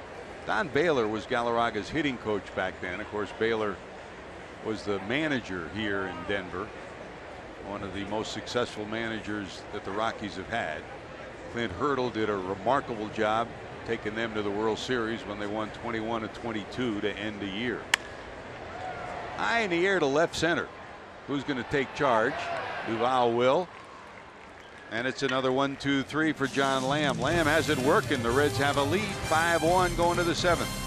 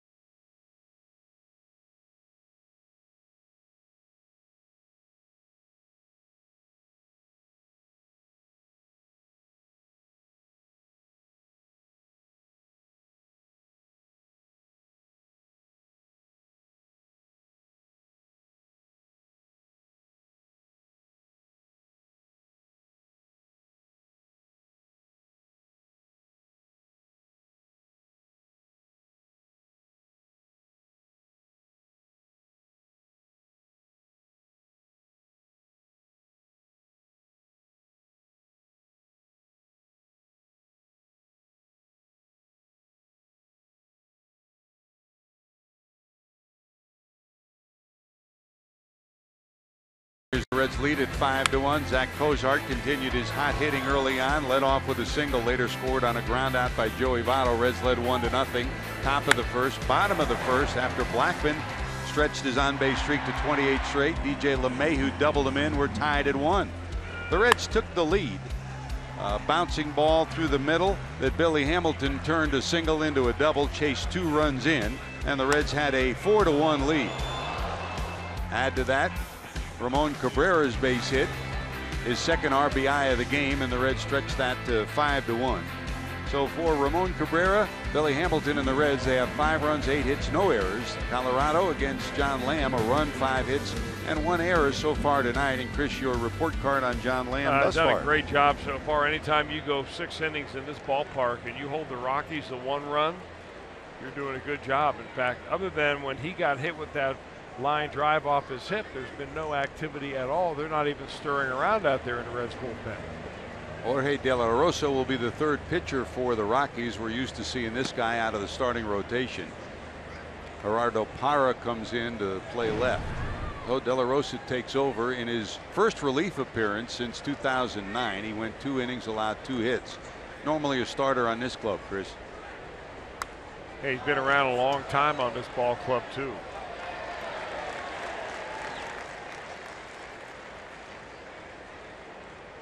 De La Rosa now 35 years old. Originally signed by the Arizona Diamondbacks in 1998.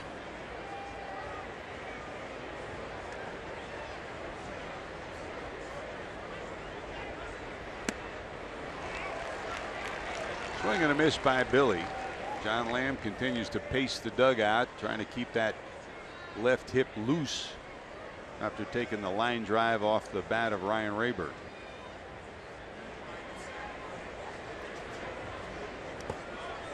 He holds on that. 2 balls and 2 strikes. They're really trying to figure out how to use De La Rosa. Parra goes into left field in the place of Ryan Rayburn. But De La Rosa, you know, is a historic pitcher here in Colorado. He's got more wins as a Colorado Rocky than any other Rocky ever. He's been here for 9 years. In April, he was on the disabled list with a groin injury. And when they brought him back, they realized that, you know, they just not the pitcher that he once was. So they're trying to figure out where the best spot is for using him, and it's likely to be in this type of a role out of the bullpen. And the other part of that story, Chris, is they've got some good young arms coming up in this rotation. He strikes out Hamilton, deals a strike to Votto. Billy had 2 doubles, including 2 runs batted in. Joey knocked in a run on a ground out, walked, and then singled to left in the 5th. That breaking ball misses. Votto 0 for 7 in his matchups with Jorge De La Rosa.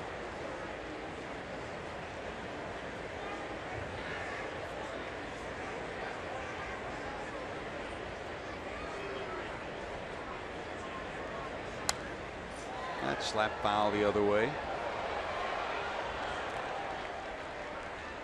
1-2.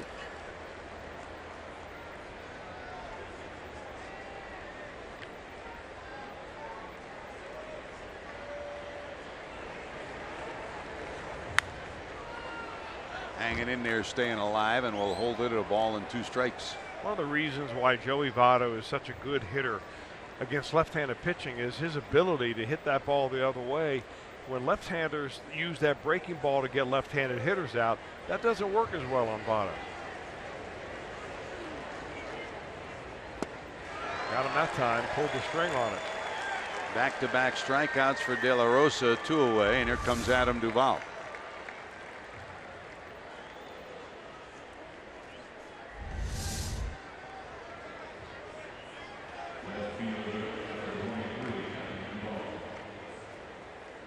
Strikeout, ground out, and bounced into a double play. 0 for 3 is the Reds left fielder.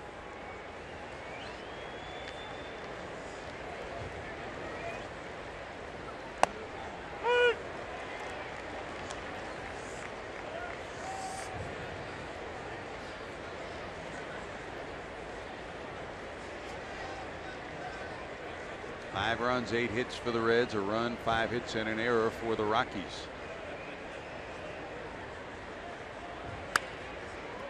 Loop towards left center. Blackman long run. He'll get there, put it in his pocket, and it's a 1-2-3 inning for the Rockies. To the bottom of 7. Reynolds leads it off. Reds by 4.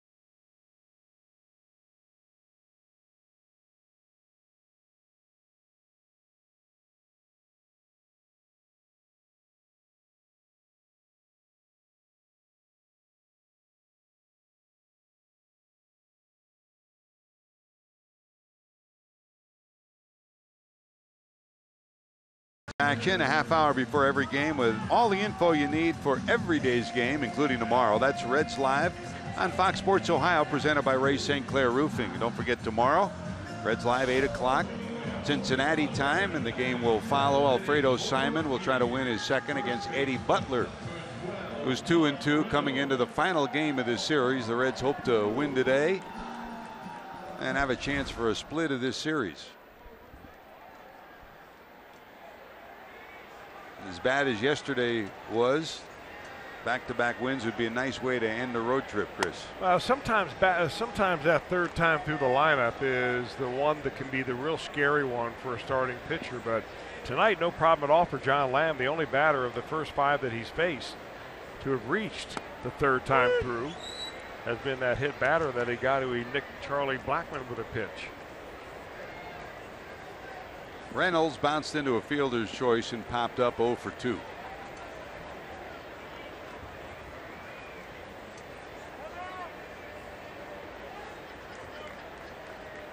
Came up as a third baseman.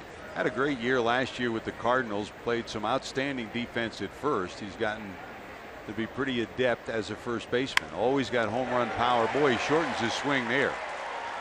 A long time ago, Chris, you never saw that swing from Mark Reynolds. In fact, you rarely even now see it. He has shortened it a lot more as he's gotten older, but he sees a 67-mile-an-hour curveball right there that Lamb hangs up, and he kind of waits on it, gets his foot going forward, then gets his hands back, and just a nice level line drive base hit. So Reynolds on, leadoff hitter on in the 7th, and here's Trevor Story, who flied out and then tried to bunt his way on after Lamb was hit by that line drive. Lamb made the play and threw him out.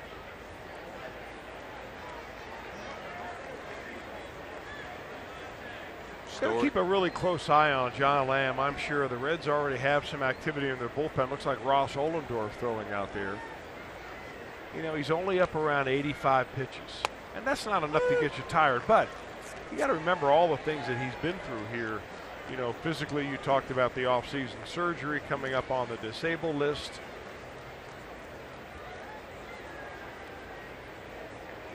Six innings at Coors Field, like 9 innings elsewhere. You're not kidding. Mentally and physically. Yeah, that's what I mean, the mental part especially. 2 balls, 1 strike.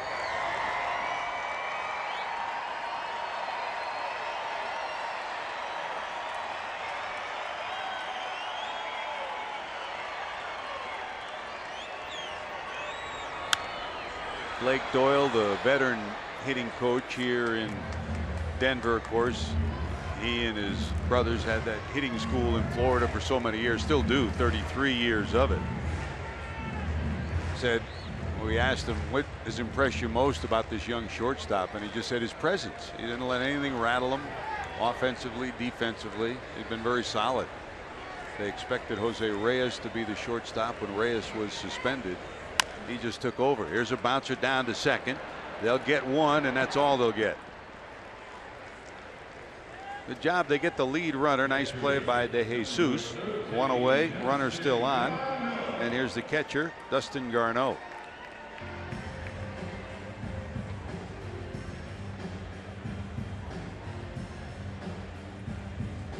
Six and a third. That's a big number for number 47 because it's the longest outing of his career, Chris. Another notch in his belt. Trying to keep it right where it is here. Facing Garneau, who lined out and bounced out 0 for 2. Blake Wood up and loosening in the Reds bullpen. Got him out in front, pops it up high in the air to left. Adam Duvall there, he'll haul it in, second out of the inning. You say it so often, stay away from the sweet spot, and that's what Lamb's done tonight.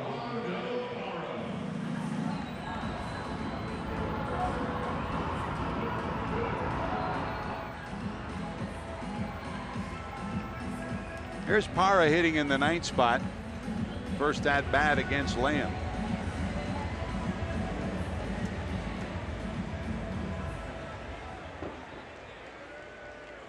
Blackmon on deck.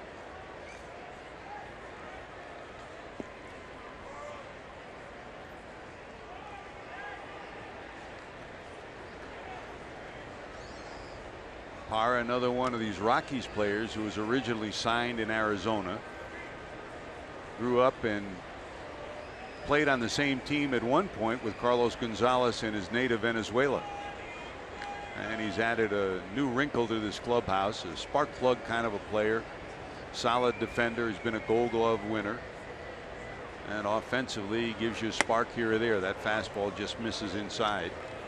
Ball one. He's got kind of an unusual split this year as far as facing left-handers and right-handers. He's hitting better off of lefties than he is righties. He's another guy that'll spray the ball all over the field. Lamb thought he had a strike inside, then a strike outside. Instead, it's 2-0.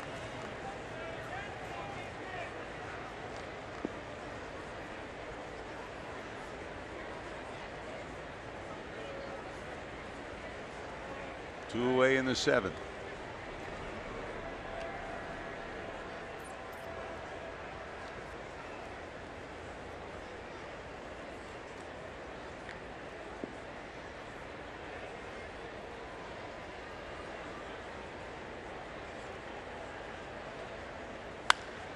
High in the air to center. This is going to stay in the park.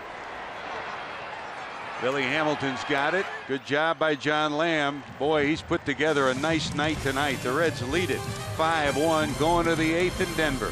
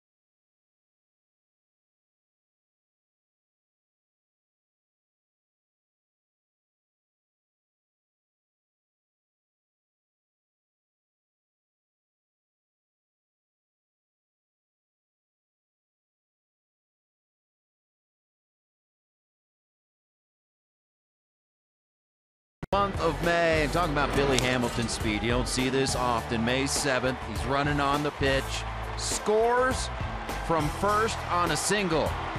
Not a big deal, man. Just got to outrun the ball. Let's outrun the ball. And then on May 18th, Cozart has to hold up at second base. Look at Billy Hamilton go. Nearly passes Cozart on the base pass. In fact, they scored bang, bang, right like that. Moment number 2, Billy Hamilton's speed. Pretty something else, isn't he, JD? He really is. He's something to watch. He's one of those guys that, especially when he's on base, you just want to pay attention to what's going on. You don't know what's going to happen. Billy's been part of the story tonight. 2 doubles. The second knocked in 2 runs, gave the Reds a 4-1 lead. He's 2 for 4.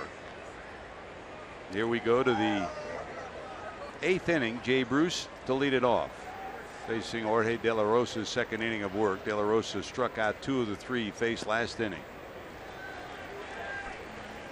And Walt Weiss trying to pencil him in where the Reds have Votto and Bruce in the lineup to face him. Votto 0 for 7 coming in, retired 0 for 8. Bruce 1 for 11 coming in against this lefty.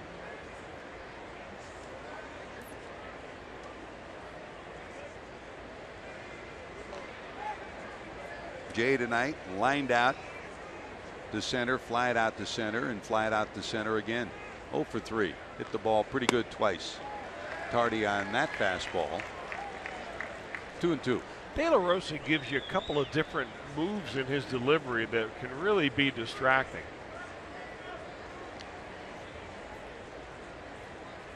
the turn, and then kind of the long stride. Hit pretty good right field. Back is Gonzalez looking up. Forget it. That's long gone into the bullpen, and Jay Bruce continues a hot stretch for him. 3 for 4 last night. Bruce clubs his 11th homer, 219th of his career. And the Reds have a 6-1 lead. Our Volkswagen drive of the game comes from number 32, Chris.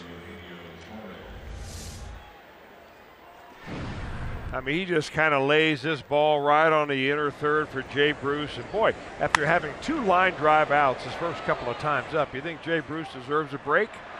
He'll make his own break.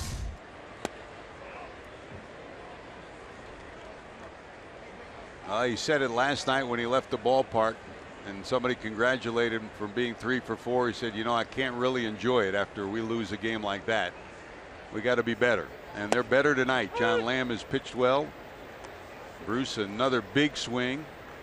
And Chris, you look at that average, it continues to climb, now over 270. Now, he talks about it every spring that his goal is to be more consistent. And so far this year, he's made adjustment and has been more consistent. He has. Trying to hold on the swing is Suarez.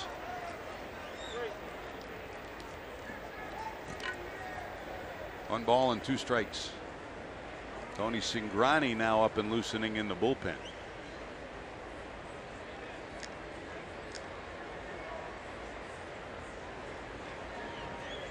Those 2 guys have become so close in the last couple of years. Both now proud dads. Jay and Hannah had their first child, Parker, this year. And that kicks away all the way to the backstop. There's the lefty Cingrani loosening for the Reds.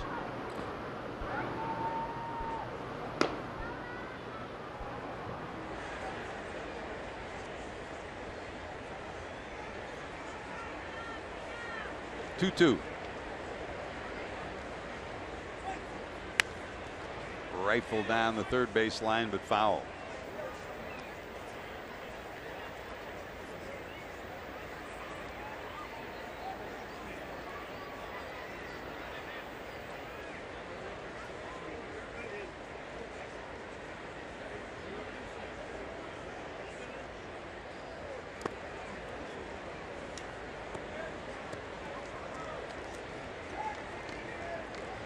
Suarez tonight walked twice.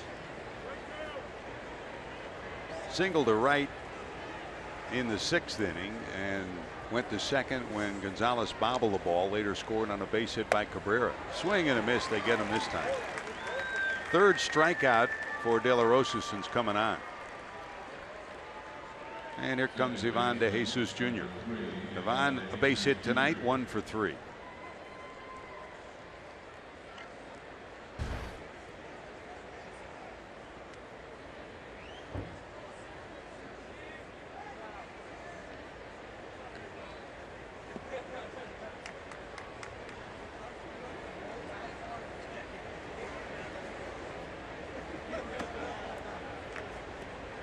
Missing down and in for ball 1.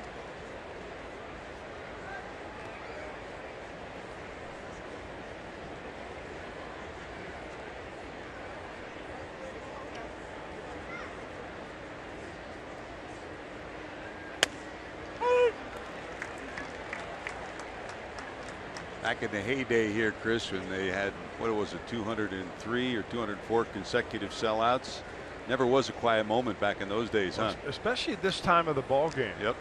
Maybe when the opposing team was at the plate. Grass cutter down to short. Story has it, and that'll be the 2nd out of the inning. De Jesus retired, and that'll bring up Cabrera, the catcher. Yeah, that's when the Blake Street Bombers, you know, if they didn't score 5 or 6 runs by the time the 7th inning rolled around, you could just feel this surge of energy in this ballpark where the fans would just start kind of getting it going. They start clapping. They didn't need the scoreboard to prompt them. They just kind of got it going on their own. Next thing you know, the Rockies are scoring 2 or 3 runs that inning, and Dante Bichette's hitting the ball and flipping his bat. Here's Cabrera. Tonight he's hit hit the ball productively. A ground out produced a run, then his single in the 6th produced another to give the Reds a 5-1 lead.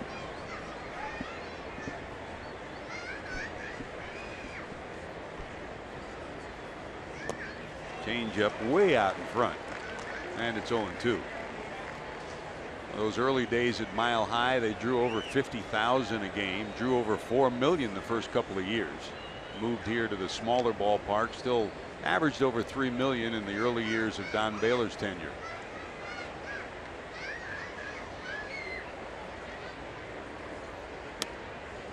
Missing on the outside corner. Well, if they start putting a winning team on the field like they did back in those days, they won't have a problem bringing a lot of people in here every day.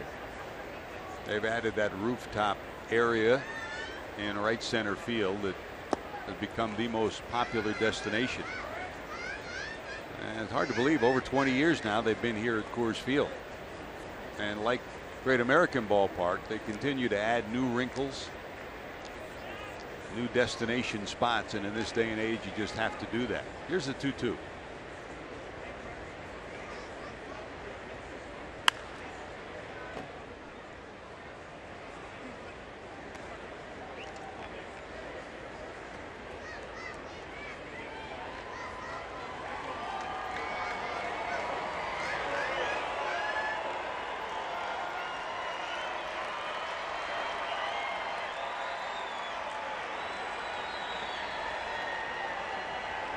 De La Rosa's second inning of work.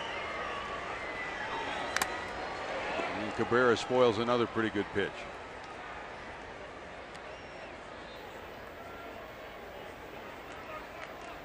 Tomorrow it'll be Alfredo Simon going against Eddie Butler. There's another look at a mask rattler off the bat of Cabrera. Alfredo trying to win his second tomorrow.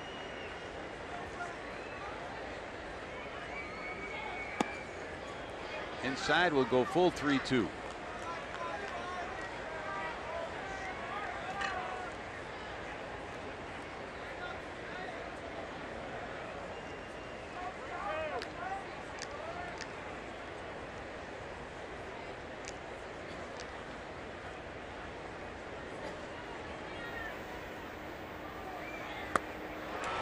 Got him, so De La Rosa strikes out 4 in his 2 innings of work, but Jay Bruce clubs his 11th homer, giving the Reds a 6-1 lead. Heading to the bottom of the 8th in Denver.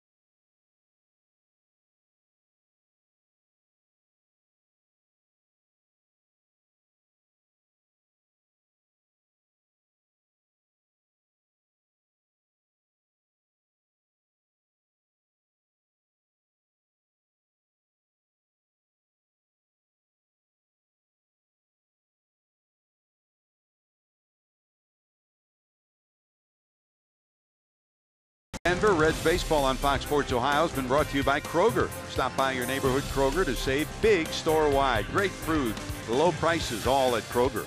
And by Toyota. For over 30 offers, visit buyatoyota.com. Toyota, let's go places. Well, the Reds have gone places on this road trip. Final stop is here in Denver, and John Lamb's put in an outstanding performance, Chris. He will exit 92 pitches, 7 innings, 5 hits, 1 run, a couple of strikeouts. 65 of the 92 pitches were strikes, and he's getting well-deserved handshakes. Well, he ought to feel very proud of himself because it's not an easy place to do that, especially the way the Rockies had heated up their hitting last night.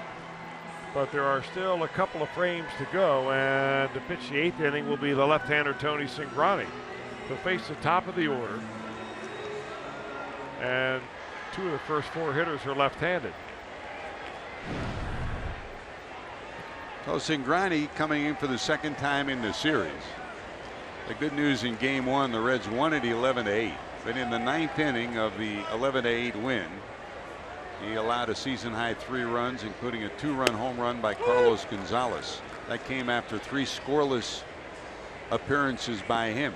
So Ryan Price hoping that the Reds' electric lefty can take care of the 8th inning here. He faces Charlie Blackmon, single, and hit by a pitch. This one hit in the air, down the left field line, long run Duvall. Can he get there? No, it's foul, and it bounces into the seats.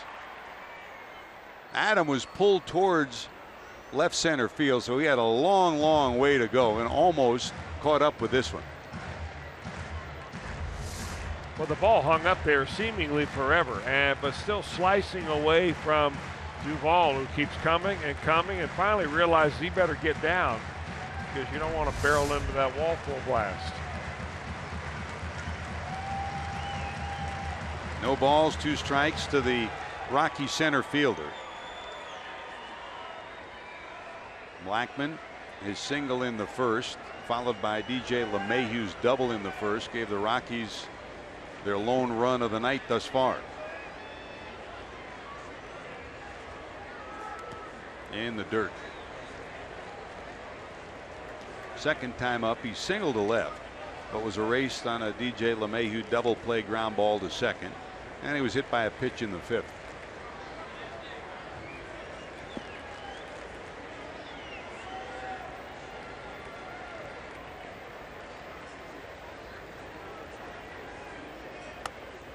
Breaking ball misses inside, and it's 2-2.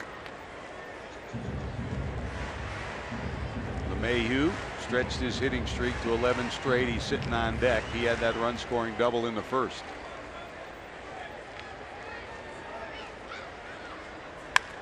Hit hard down to 2nd, gobbled up by De Jesus, and there's 1 away. Good start to the 8th inning for Tony Cingrani, and that'll bring up LeMahieu. Boy, that guy right there did his work tonight.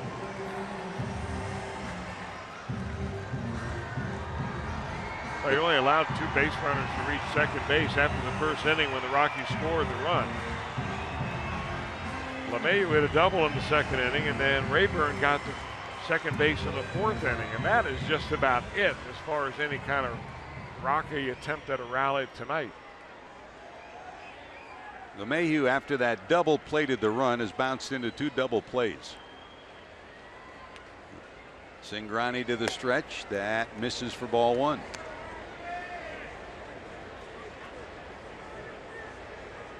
Lefty Blackmon, then LeMahieu, Arenado, and then Gonzalez. Missing wide again, 2-0.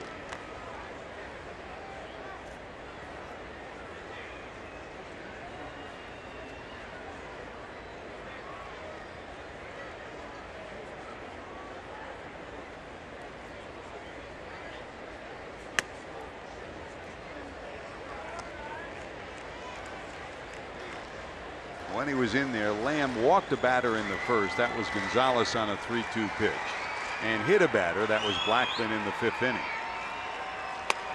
That's wide, ball 4. So 1 out, 1 on, and here comes Arenado.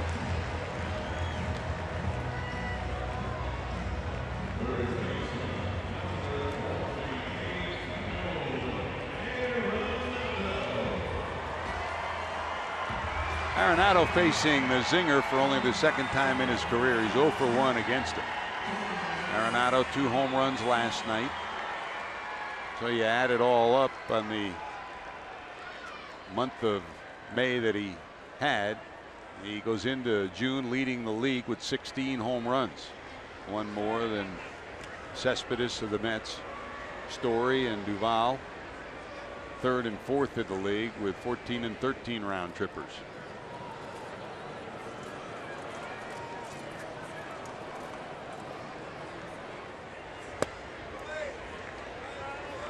Cabrera will go out and talk to his lefty as that one's low. You know, it's 1-0. A long ball. We're talking about home runs here with Nolan Arenado tied for Todd Frazier with the lead in the All-American, All Major League Baseball.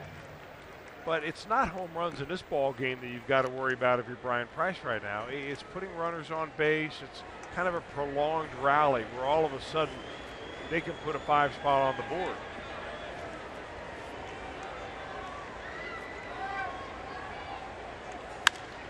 And on the hands and foul past Stu Cole, the third base coach. Arenado tonight. Fly to left, single to center, and fly to left again. He's become the premier defensive third baseman in the league. And not just a Colorado home run hitter. He's had 29 home runs at home and 29 home runs on the road the last 2 years. Big swing and a strike. He keeps it down there, Chris, with movement. That's where Cingrani needs to be. Well, you know, he needs to be down there with his breaking ball, but his fastball is actually more effective when it's up around the letters. That's something that he proved when he first came into the league. Arenado chased one really down and out of the zone there. 1 ball, 2 strikes. Bounce right back to the pitcher. They'll go to second, and he throws it into center field. So instead of what could have been a double play, it's now 1st and 3rd with 1 out here in the 8th.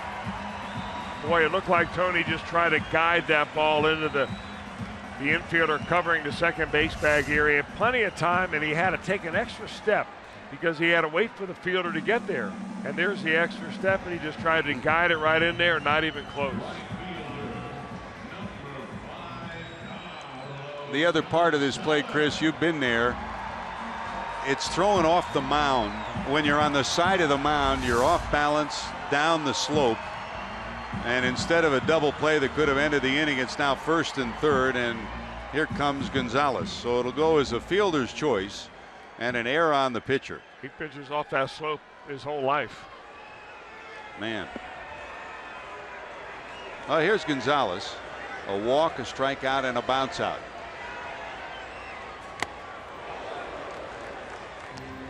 Take another look.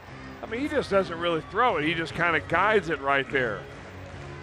And he looks back at his foot. Maybe his foot did drag on something back there. But, I mean, you practice that play 100 times in spring training at least. Gonzalez 1 for 3 and a homer. Here's a bouncer down to second. They'll get 1 out of it. A run will score.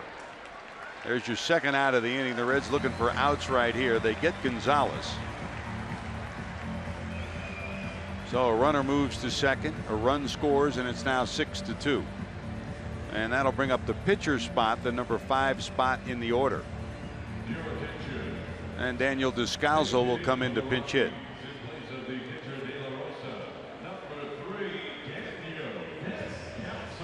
Rayburn's become the number 1 pinch hitter on this Colorado team. Descalzo right behind him from the left side. And as Reds fans will know, for years he's always been a pesky hitter, good short swing, and in key situations, been an effective pinch hitter. Though Cingrani trying to garner the final out of the 8th inning.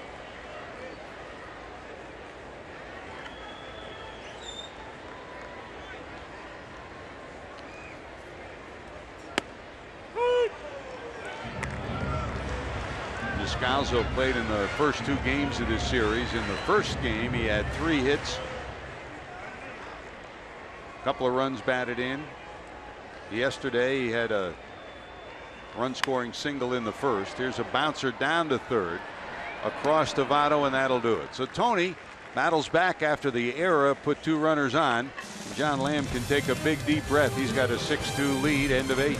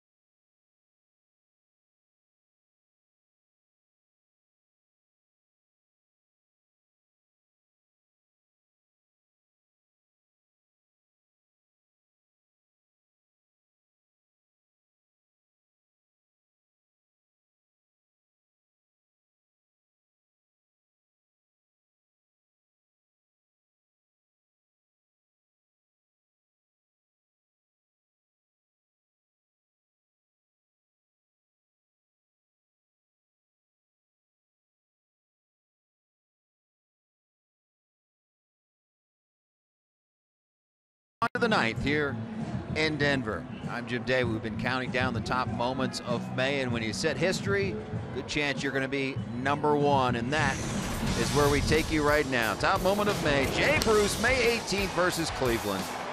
Becomes the all-time home run leader at Great American Ballpark, passing Adam Dunn, and I'm a little icing on the cake. Not 1, but a 2 home run night. To really put an exclamation point on a historic night with a youngster from Beaumont. The Beaumont Bomber's been living up to his name, and number 32 has helped the Reds to a 6-2 lead as we head to the 9th inning here in Denver tonight. For the Reds, 6 runs, 9 hits, and an error. For the Rockies, 2 runs, 6 hits, and an error. For the Rockies, Tyler Chatwood started, 5 2/3, 8 hits and 5 runs allowed, 4 of them earned. Miguel Castro pitched the 3rd inning. De La Rosa came in, gave up the home run to Bruce, and here's Jason Mott, Chris, who takes over in the 9th. He spent most of the season so far on the disabled list. Mott did. He had a shoulder problem in spring training. He wasn't able to work that out. He was not activated until just about last week when the Rockies were up in Boston to play the Red Sox. Tyler Holt pinch hitting. Hits this one into right center field, but there is Blackman to haul it in. Holt's retired, 1 away here in the 9th.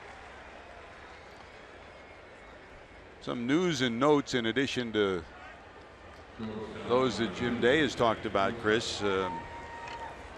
Reds fans noteworthy. Marlon Byrd was suspended for 162 games today for testing positive to a banned substance. He was suspended back in 2012 in a similar instance. This time a second offense. He's suspended for a complete year, 162 games. It starts immediately. So the former Red, now Cleveland Indian, suspended for a year. That might be all she wrote for Marlon Byrd. Yeah, 38 years of age now.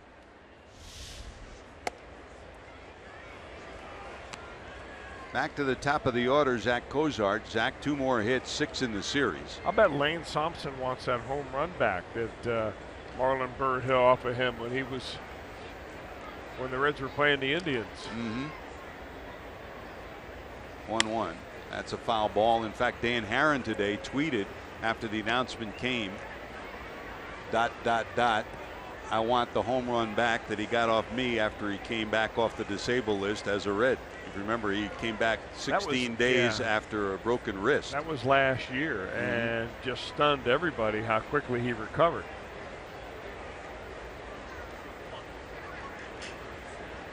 He has a major motivation. 1 ball, 2 strikes. Cozart fouls it off. Mott, once the closer with the Cardinals, underwent Tommy John surgery. Bounced back from that, then towards the end of last year had shoulder stiffness that lingered through to this year, and that put him on the disabled list.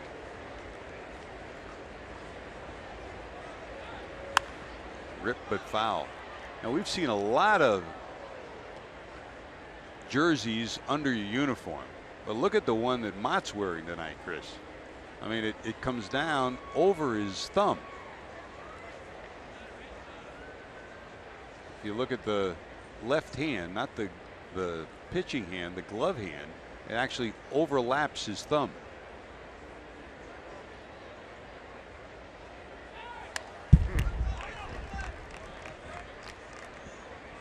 I mean, maybe it's one of those shirts that has a little loop in there to stick your thumb in. I don't think, is it? Yeah, it sure is. Never seen that before. You? My wife has one of those. But that's one of yours that's too long, and she. Oh no. 1 and 2. Fastball got him, swing and a miss. Cozart's retired. 2 for 5 on the night. 2 outs here in the ninth. Following each and every Reds game here on Fox Sports Ohio, make sure to stick around for Reds Live, brought to you by Performance Kings Honda, for a complete recap and interviews from the locker room. We'll have Reds Live after tonight's encounter as well.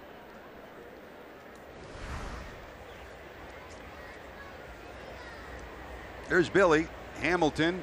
2 more productive at bats tonight. Doubled in the first to keep a Reds rally going, then doubled 2 in the second to give the Reds a 4-1 lead. For the Reds, a night where they scored 11 in game 1. They lost big time last night, and they've taken a 6-2 lead into the ninth here. Both Billy Hamilton and Joey Votto have come up with some impressive at bats in the last 2 days. Good news for the Reds offensively.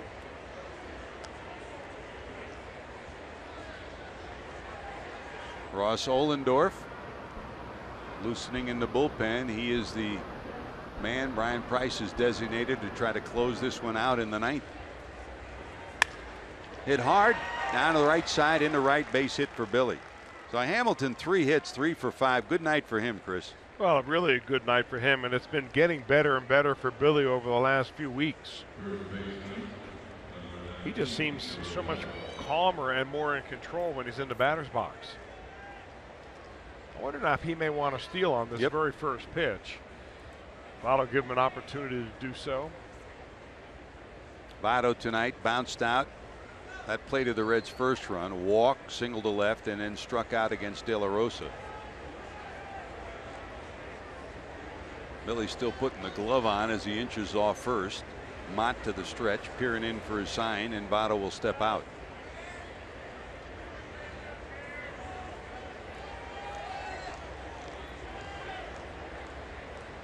Freddie Benavides peering across the infield to Billy Hatcher, who's rolling through some signs.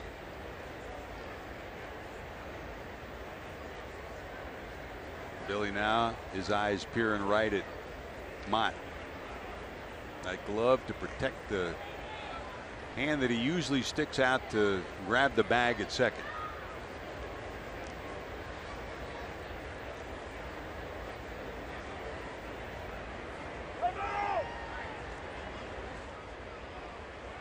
Now, Joe Morgan always said it, steal early in the count, get it done, first couple of pitches. Well, I mean, that is if you get the cooperation of the hitter, and at this point in the ball game, you don't know if that's going to happen or not. But I really like that philosophy of going early in the count.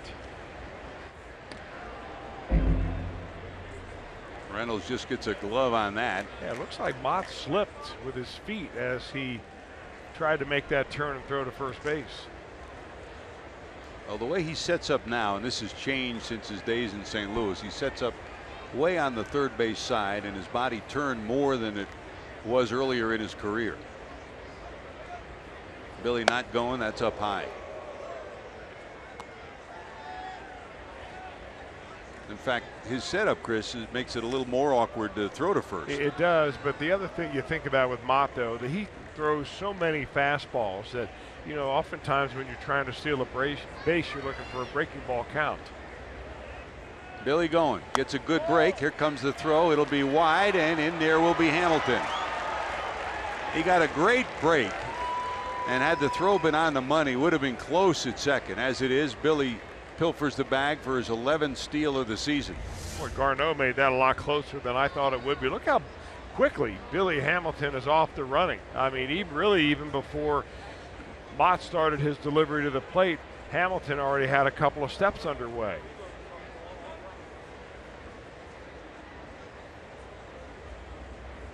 So Billy in scoring position with an insurance run in this 6-2 game.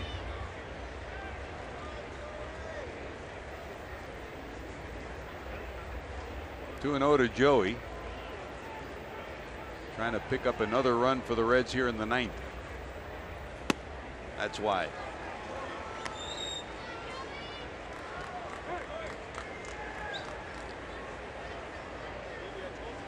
Been a long process for the former MVP of the Reds, and after overshifting, they'll now walk him intentionally and move back into double play into second and shortstop position as an intentional walk to Votto, and that'll bring up Adam Duvall against Mott. Well, that made a lot of sense. Yep. Really, I was surprised they didn't do it really immediately upon Billy Hamilton stealing second base. After all, Votto versus Mott in his career, 4 for 8, 500 batting average. He's only faced Duvall once.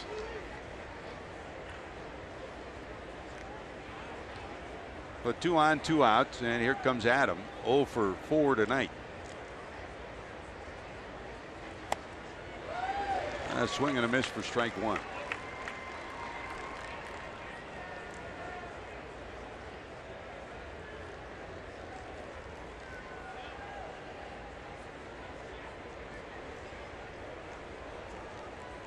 LeMahieu trying to keep Hamilton close at second. There go the runners. Here comes the throw. It'll go to second, and it will be kicked away, and Hamilton's going to keep going, and he'll score.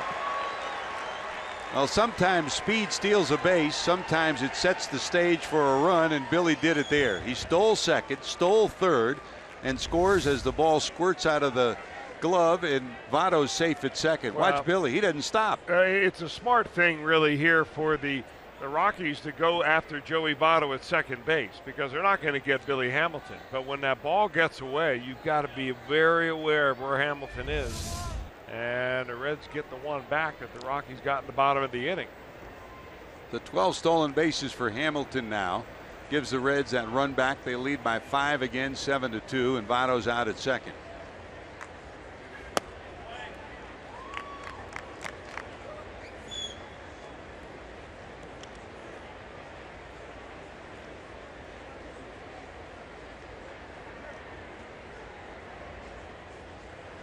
They're going to charge the error to the catcher, Garneau,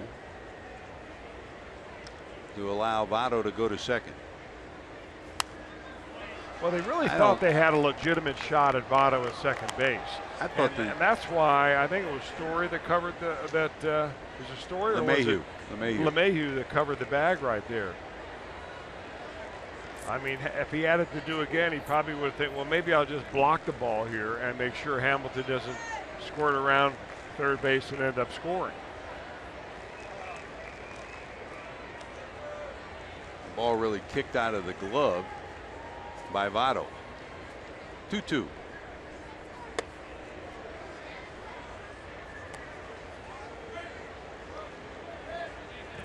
Even though it only went about 6 or 7 feet from the second base bag, Billy's speed picks up a run. Now we go 3-2 with Votto on second to Duvall.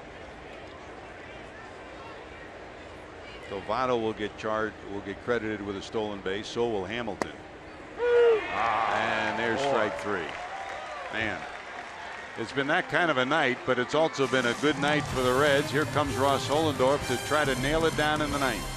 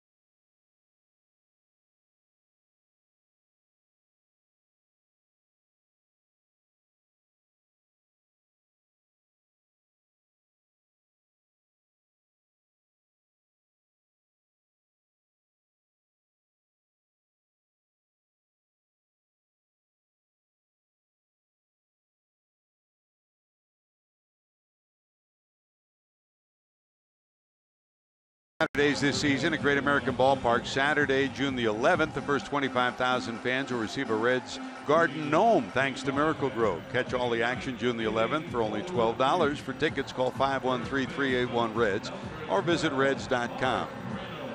Busy month of June for the Reds at home. They wrap up this three-city road trip with tonight's game and then tomorrow's game here in Denver. And here comes Ross Ohlendorf to try to nail it down in the ninth. He'll face Reynolds, Story, and Garneau. 6, 7, and 8.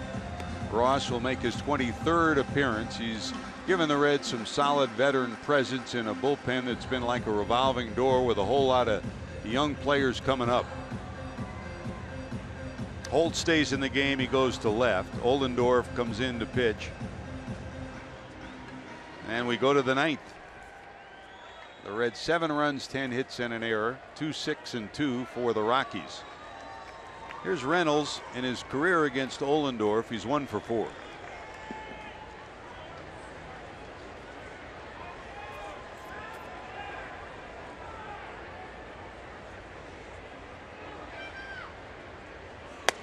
That's a strike. Reynolds tonight bounced into a fielder's choice, popped to second, and then in the 7th against John Lamb, single to left. The story tonight for the Reds, yes, 7 runs on the board, but John Lamb, 7 innings, 5 hits, 1 run, couple of strikeouts, 92 pitches, 65 strikes. He was outstanding. Well, he was, and it's especially after he settled down after the first inning. You know, 3 of the first 4 batters he faced reached base on him in the first inning. You're thinking, oh boy, this has a chance to really blow up. And that was the last threat really the Rockies had going on him.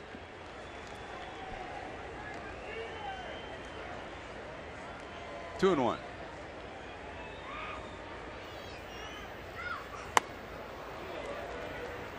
.95 on that fastball, and it's 2-2.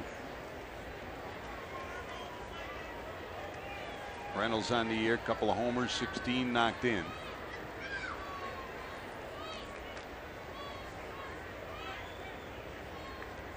Cabrera sets up, down and away. Center field, Billy's there. He'll squeeze it for the first out of the ninth.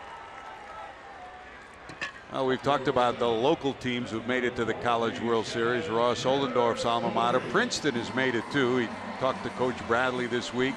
All the Princeton grads are doing that. And Chris, good news for a lot of our local teams. Louisville at home at Jim Patterson Stadium, going to take on Western Michigan. Ohio State's there. Xavier's in.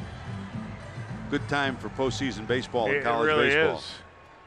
And even a better time for the coach of Louisville, Dan McDonnell, who received a 10-year extension to his contract today. Augie Garrido yesterday announced that he was retiring as the Texas coach and going on to be an administrator in the athletic department, and looks like they had targeted the wrong guy. Good news for Louisville to keep him. There's no doubt about that. Here's the 1-0. That's in there for a strike. Yeah, Ohlendorf went to camp this year with the Kansas City Royals. His good friend Chris Young convinced him to go to that camp, thought he had a chance of making the bullpen. And when that didn't happen, they released him on March the 23rd. 3 days later is when he signed that free agent contract with the Reds. This one ripped into left, a base hit by Story, so 1 out, 1 on here in the ninth.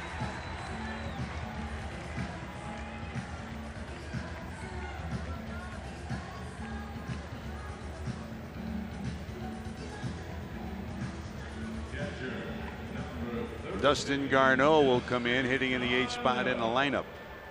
And with the double switch that went on, Parra is hitting 9th in the lineup here in the 9th inning. So he's on deck.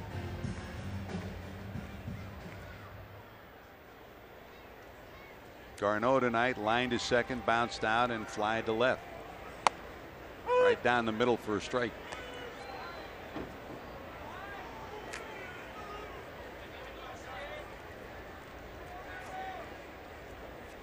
Votto playing behind a runner down at first.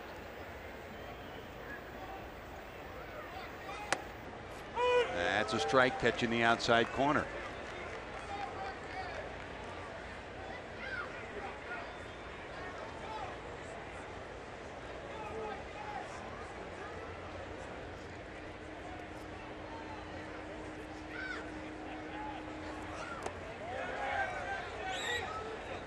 Already completed in the National League.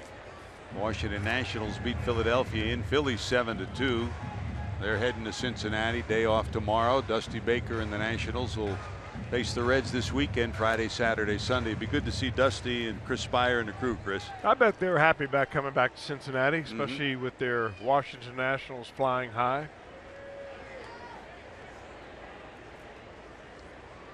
Here's the 1-2. Runner going and slap foul. Dusty has breathed new life into the Nationals this year. Outstanding pitching rotation that will have Gio Gonzalez going on Friday against Brandon Finnegan. And Dan Straley goes against Steven Strasburg on Saturday, and John Moscott scheduled to go against Tanner Roark on Sunday.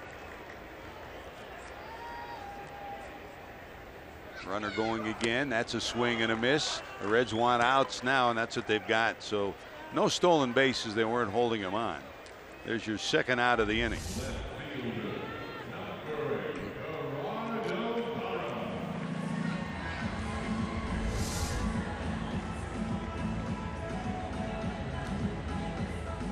Yeah, you come to Denver, Chris, over the years we talk so much about it. Some of the Reds young pitchers that have come here for the first time, just dealing with the altitude, dealing with pitching here for the first time. You need a couple of veterans who have been through it before, not just late inning relief, but pitching in high altitude. Well, you need pitchers who can throw the ball over the plate in games in which you're winning. And a lot of times that comes down to veterans because they keep their heads about them a little bit better than the young pitchers. Here's Parra. Hit down to second. Backhanded by De Jesus over to first, and that'll do it. Well, one day later, we talk about it. The great news for baseball fans is you can lose on one day big time and come back and look good the next day. They'll embrace in center field, will the Reds. Ross Ollendorf will nail this one down. Jay Bruce homers. Billy Hamilton doubles in two to give the Reds an early lead. And the end result, Brian Price gets to shake some hands of his coaches as the Reds have won Game 3 of this series. They've taken 2 of the first 3. Our Miller time moment. There's the guy who was the story tonight, Chris, John Lamb. Well, John Lamb really in control. Once he got past that first inning, he threw a lot of strikes. He changed speeds, took a ball off his hip, stayed in the ball game, battled that, and gave the Reds a solid 7-inning performance tonight. Hey, and in Denver, under 3 hours, 2 hours and 50 minutes of baseball. Billy and the Reds can celebrate. JD's ready to talk to him. Smile and scoreboard for the Reds coming up next. Reds Live presented by Performance Kings Honda.